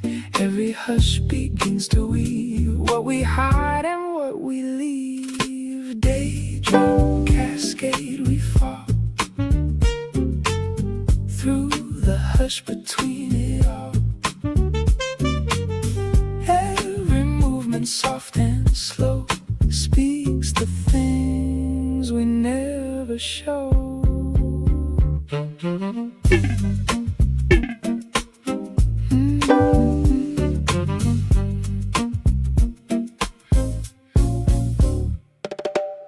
Honey, I was out of place, laying gently on your face. Fingertips that nearly meet, sketching figures in the beat. No horizon, no control, just the tide we can't withhold. Every sigh begins to sway, like it's floating far away. You lean in, then redefine every line we never cross. In between your breath and mine, something quivers, something lost. Daydream cascade, we fall through the hush between it all. Every movement soft and slow speaks the things we never show.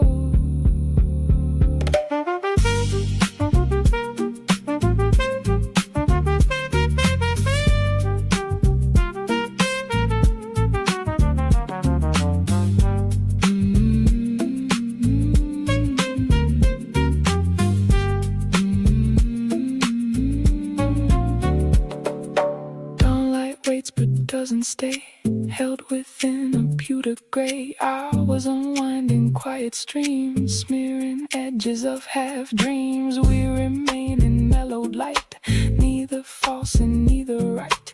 Just a mark we can't erase, lasting in a loned out space. You don't talk, you just align. Every second undefined, cradling what we can't confine. In the pause of space and time, daydream, cascade we fall through the hush between it all. Every movement soft and slow speaks the things we never show.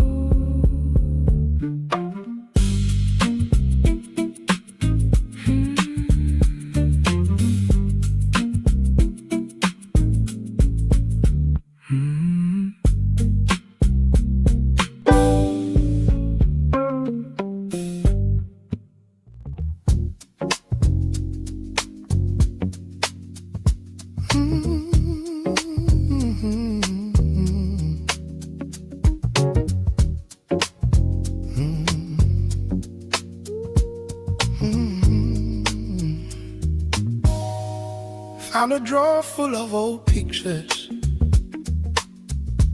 faded smiles in crooked frames, summer jackets, open highways, half-forgotten names. Your old haircut in the sunlight, laughing somewhere out of view. Every snapshot keeps a second I once spent with you.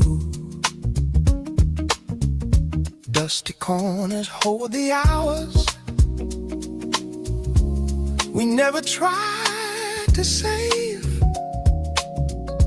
Funny how the smallest moments are the ones that stay. Time just walks through open doorways, leaves a whisper on the wall. Years go dancing past the window like they never slowed at all. There's a beach from long ago now, wind pushing through your hair, cheap motel and plastic keychains scattered everywhere. Your handwriting on a postcard from a town I can't recall. Funny how the little stories still remember home. Days were lighter than we noticed, running wild and running free.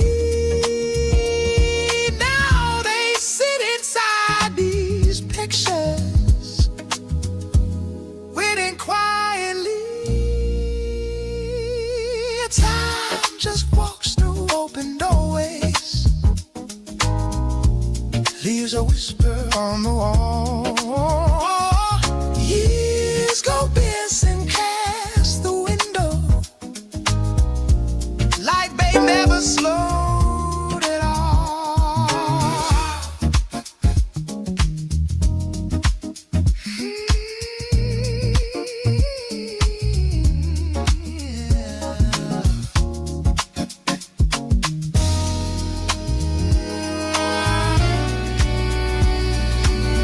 I slide the drawer a little closer, let the quiet fill the room. Evening leaning through the curtains, soft as a late afternoon. Somewhere out there roads keep turning, people laughing, people roam. But these are little frozen moments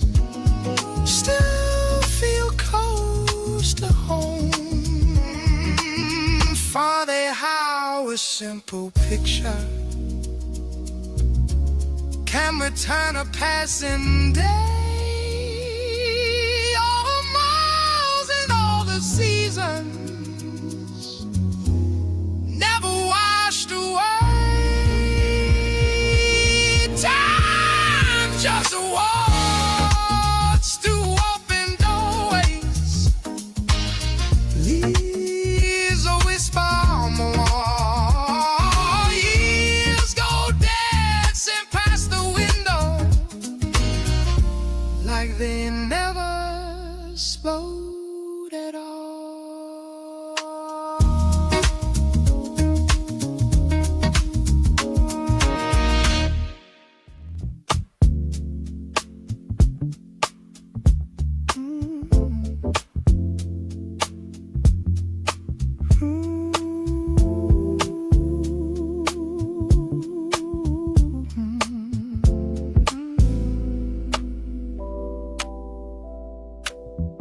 A low light leans across your quiet frame, like it forgot why it came.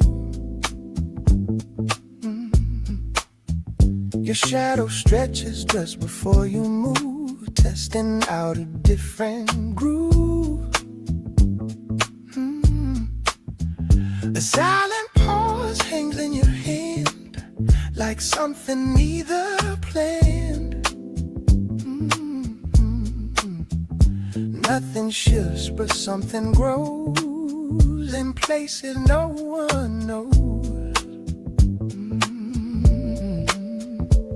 We stay right at the edge of touch, where silence says too much. No clear step, no release, just a tightening underneath. Sliding slow, don't let it break. Let it hover, let it ache. Every second pulling tight, holding back what feels like right. It's sliding slow.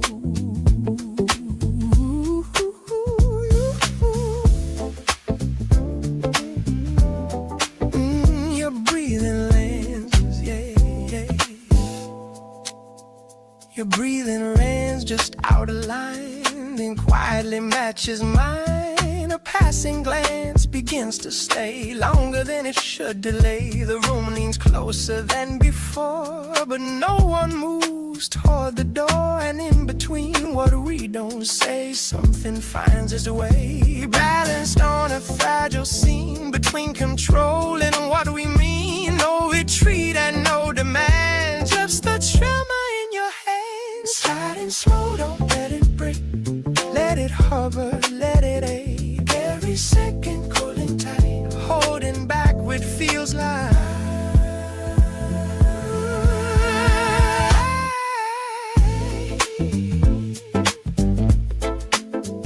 Sliding slow, sliding slow, yeah. The air folds in without a sound, like gravity without the ground. A passing touch that almost stays, then slips into a softer phase.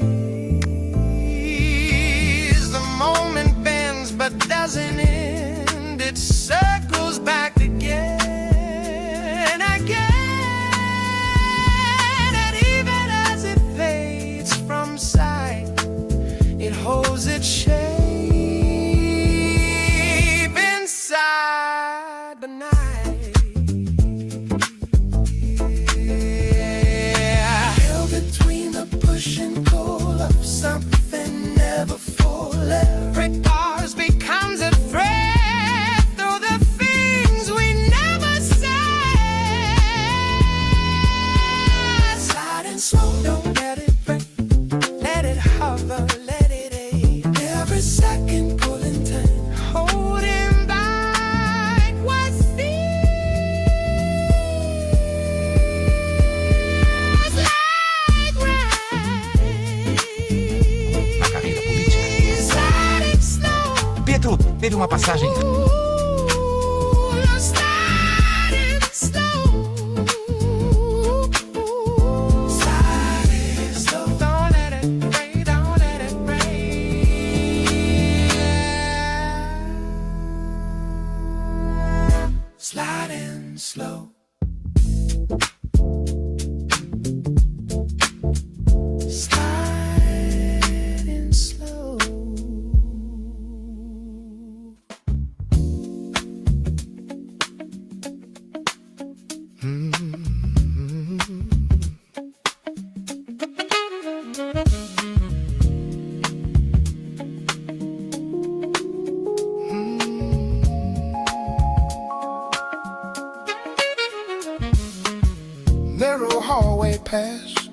barroom curtain. They's already speaking first. Drummer brushing quiet constellations, while the dim bulbs flicker and burst. You sit sideways in the wooden chair, watching glasses tray back low, and the piano drops one crooked chord, like it knows something we don't know. Band don't hurry, band don't chase. Every note lands, then it leaves a space. Play that blue note slowly, let it lean a little low. Let the trumpet in the midnight, till the shadows start to grow.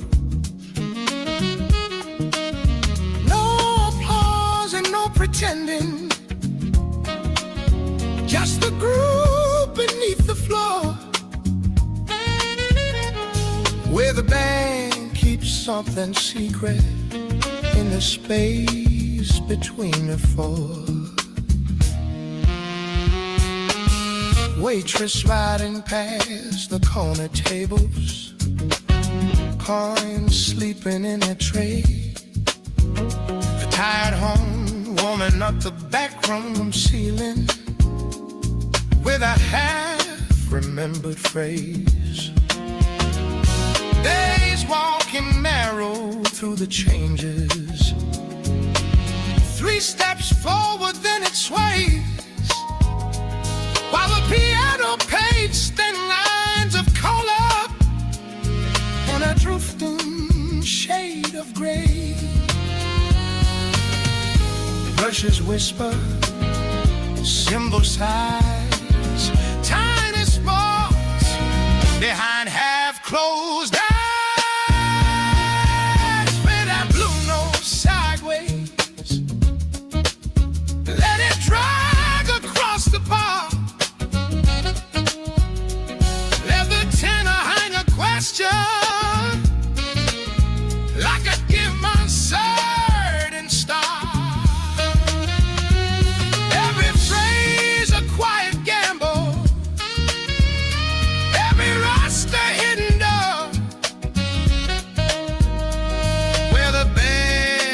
Something restless, and the space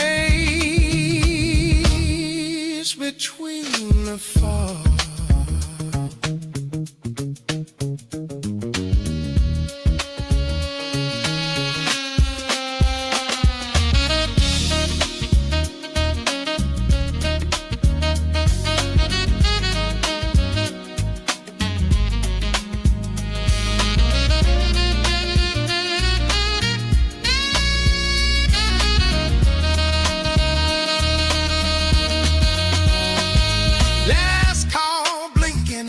Crooked 1 o'clock, but nobody moves to stand. Trumpet breathing slow across the rafters, like a ghost above the band. Your fingers tapping out a broken pattern on the edge of your glass, while the groove's staying low and patient, letting empty measures pass. Hold the rhythm, hold it tight. Some grooves only wake at night. Play that blue note crooked,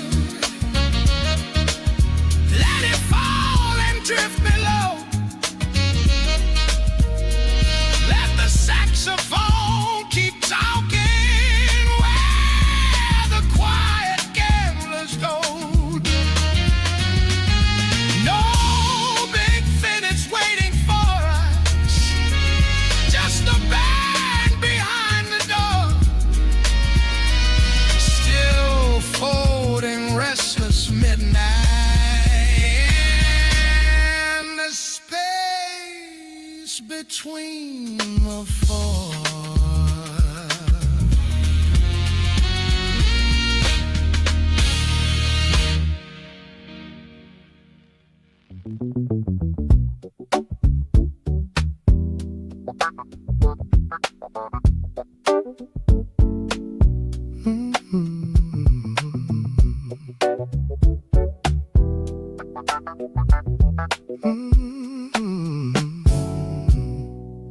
A matchstick flickers, then forgets my face. Street cats linger like they own this place. A broken clock hums without a name. Time shrugs softly, refuses blame. Your shadow pauses but never stays, like it owes nothing to passing days. I touch the air where your voice once fell. It answers back, but I can't quite tell. Something small begins to bend, where silence learns how to pretend. I almost hear what isn't there, a thread of you inside the air. You pass through me like unnamed weather. No goodbye, no held together. Even the dust recalls your trace, but it won't remember my face.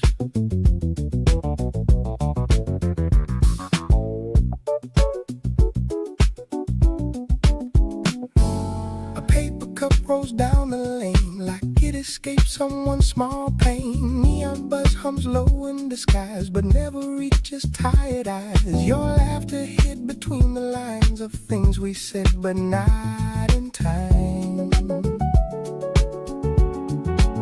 I fold the night like worn out clothes, still smelling faint of what I chose.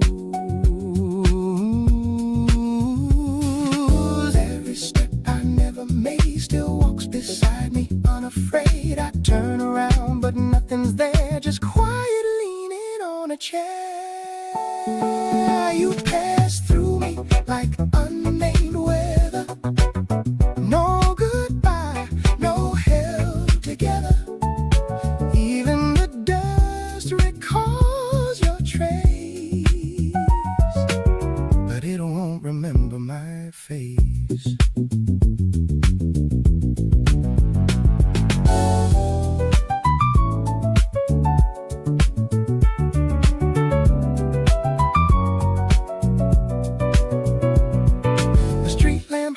A tight tune, like it's been awake since afternoon. The wind forgets where it began and writes its name on no one's hand. I leave my thoughts on window glass, they fade before they ever last. Even my footsteps lose their claim, like they were never mine to name. There's a place I almost knew, where everything stayed slightly true. But every time I reach that door, it isn't there anymore. You pass through me like unnamed weather.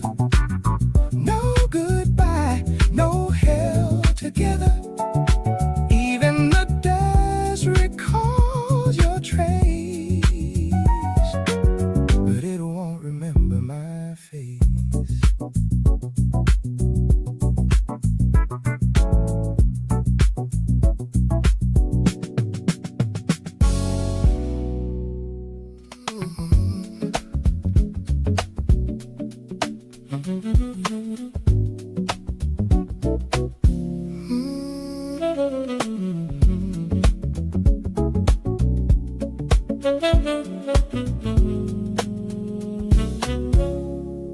The harbor held a silver breath, tied loosely to the edge of night. Your shadow leaned against the tide, like handwriting that lost its ink. glass of water caught the room and trembled with a borrowed sky. I watched your silence bloom in waves, then fold into the passing light.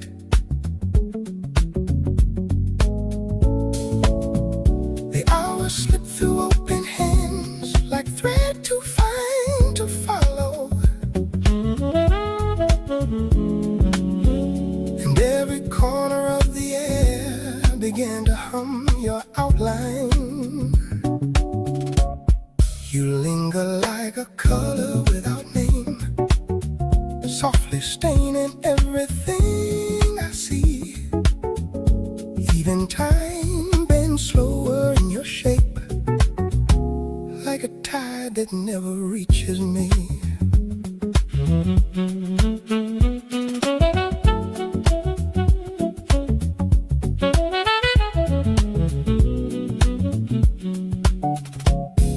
The street light flickered once, then stayed, as if it learned to hesitate.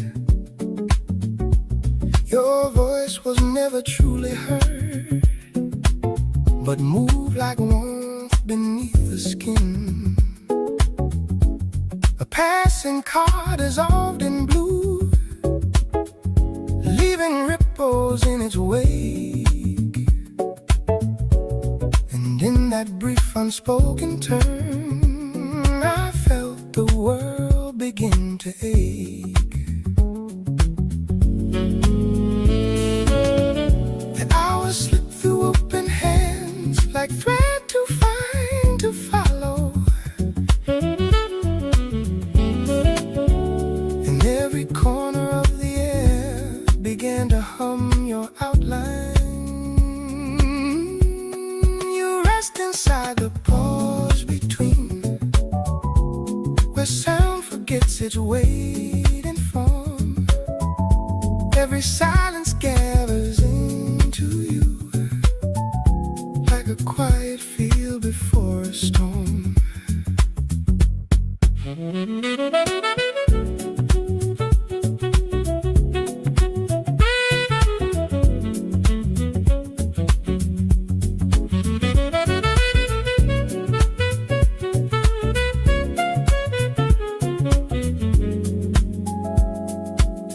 Now the night reclines in folded tones, a velvet mat without a key.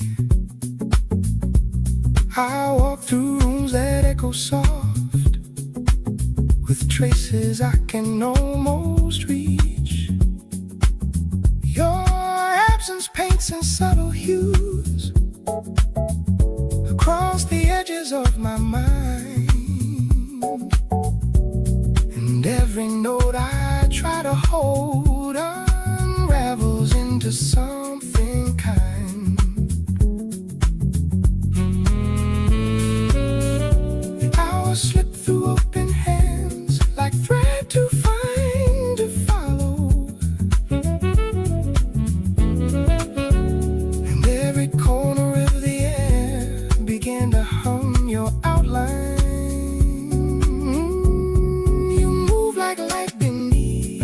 Eyes, a quiet shape I cannot keep.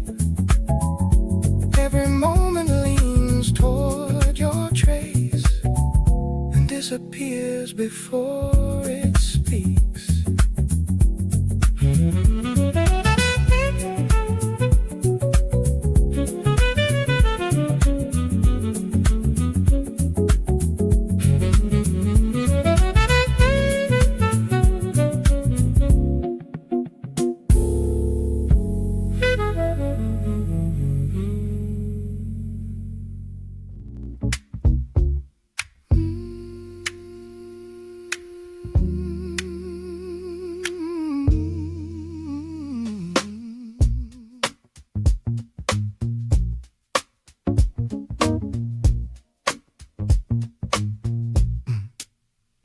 Corner street quiet after sunset, old cafe chairs stacked by the wall.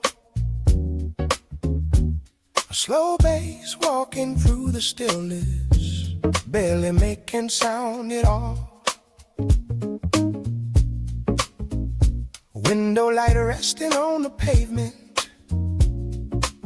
night air cooled against my sleeve.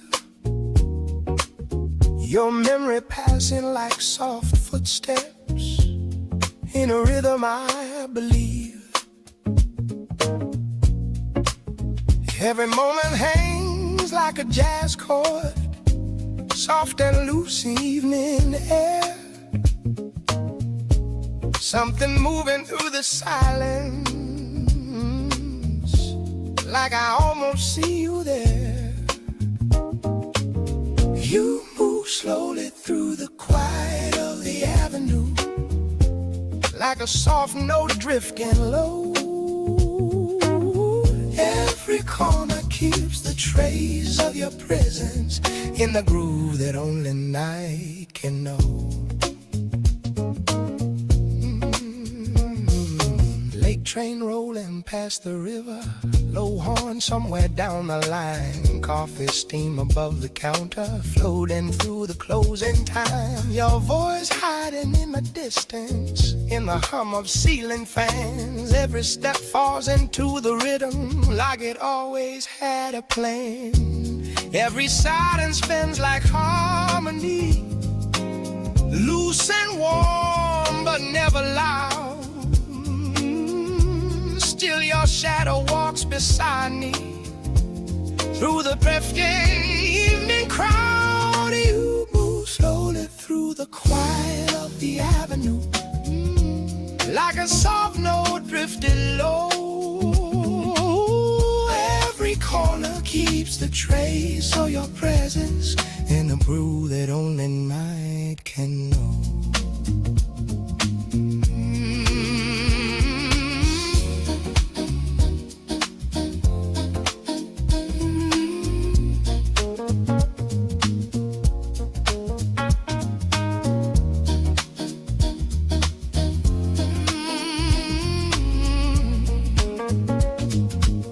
Street lamp glowing on the pavement,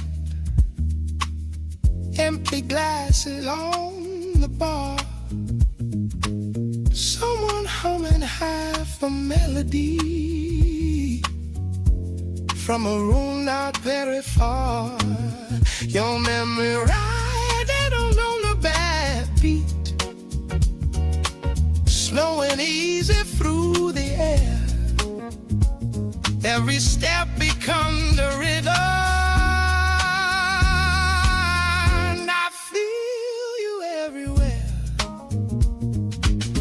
Every tone falls soft and gentle, like a chord that fades too soon. Still your shadow keeps on moving through the calm of midnight.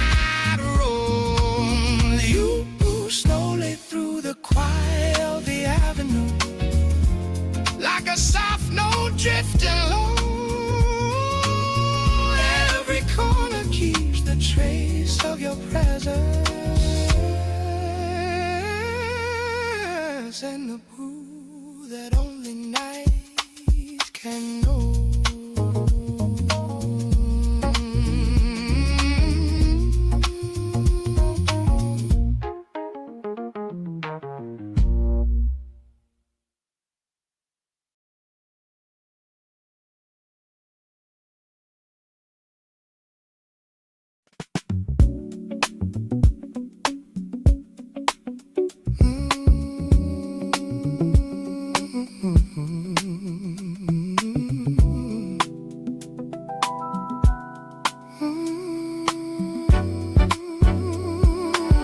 Platform humming in a low blue tone. Last ride waiting, but I stand alone. Flicker signs blur like a half-told lie. Cold still breathing as the trains pass by. Old announcements drift and disappear. Voices fading that I used to hear. Hands in pockets, I just trace the sound of a life that never slowed me down. Time don't rush, but it don't stay. Every choice just slips away. Tracks run deep beneath the gray, pulling me where I can't say. I'm riding on a late train reverie, no destination calling out to me. Every stop feels like a memory that I never let go free. Window reflections tell a different tale. Lines on my face like a worn out trail. City lights bend in a liquid stream.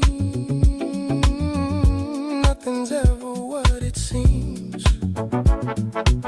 Empty seats, but they feel so full of the weight that I still pull. Every turn of the iron wheel echoes something I won't reveal. Names I lost along the way, still got something left to say. In between the night and day, I just drift and I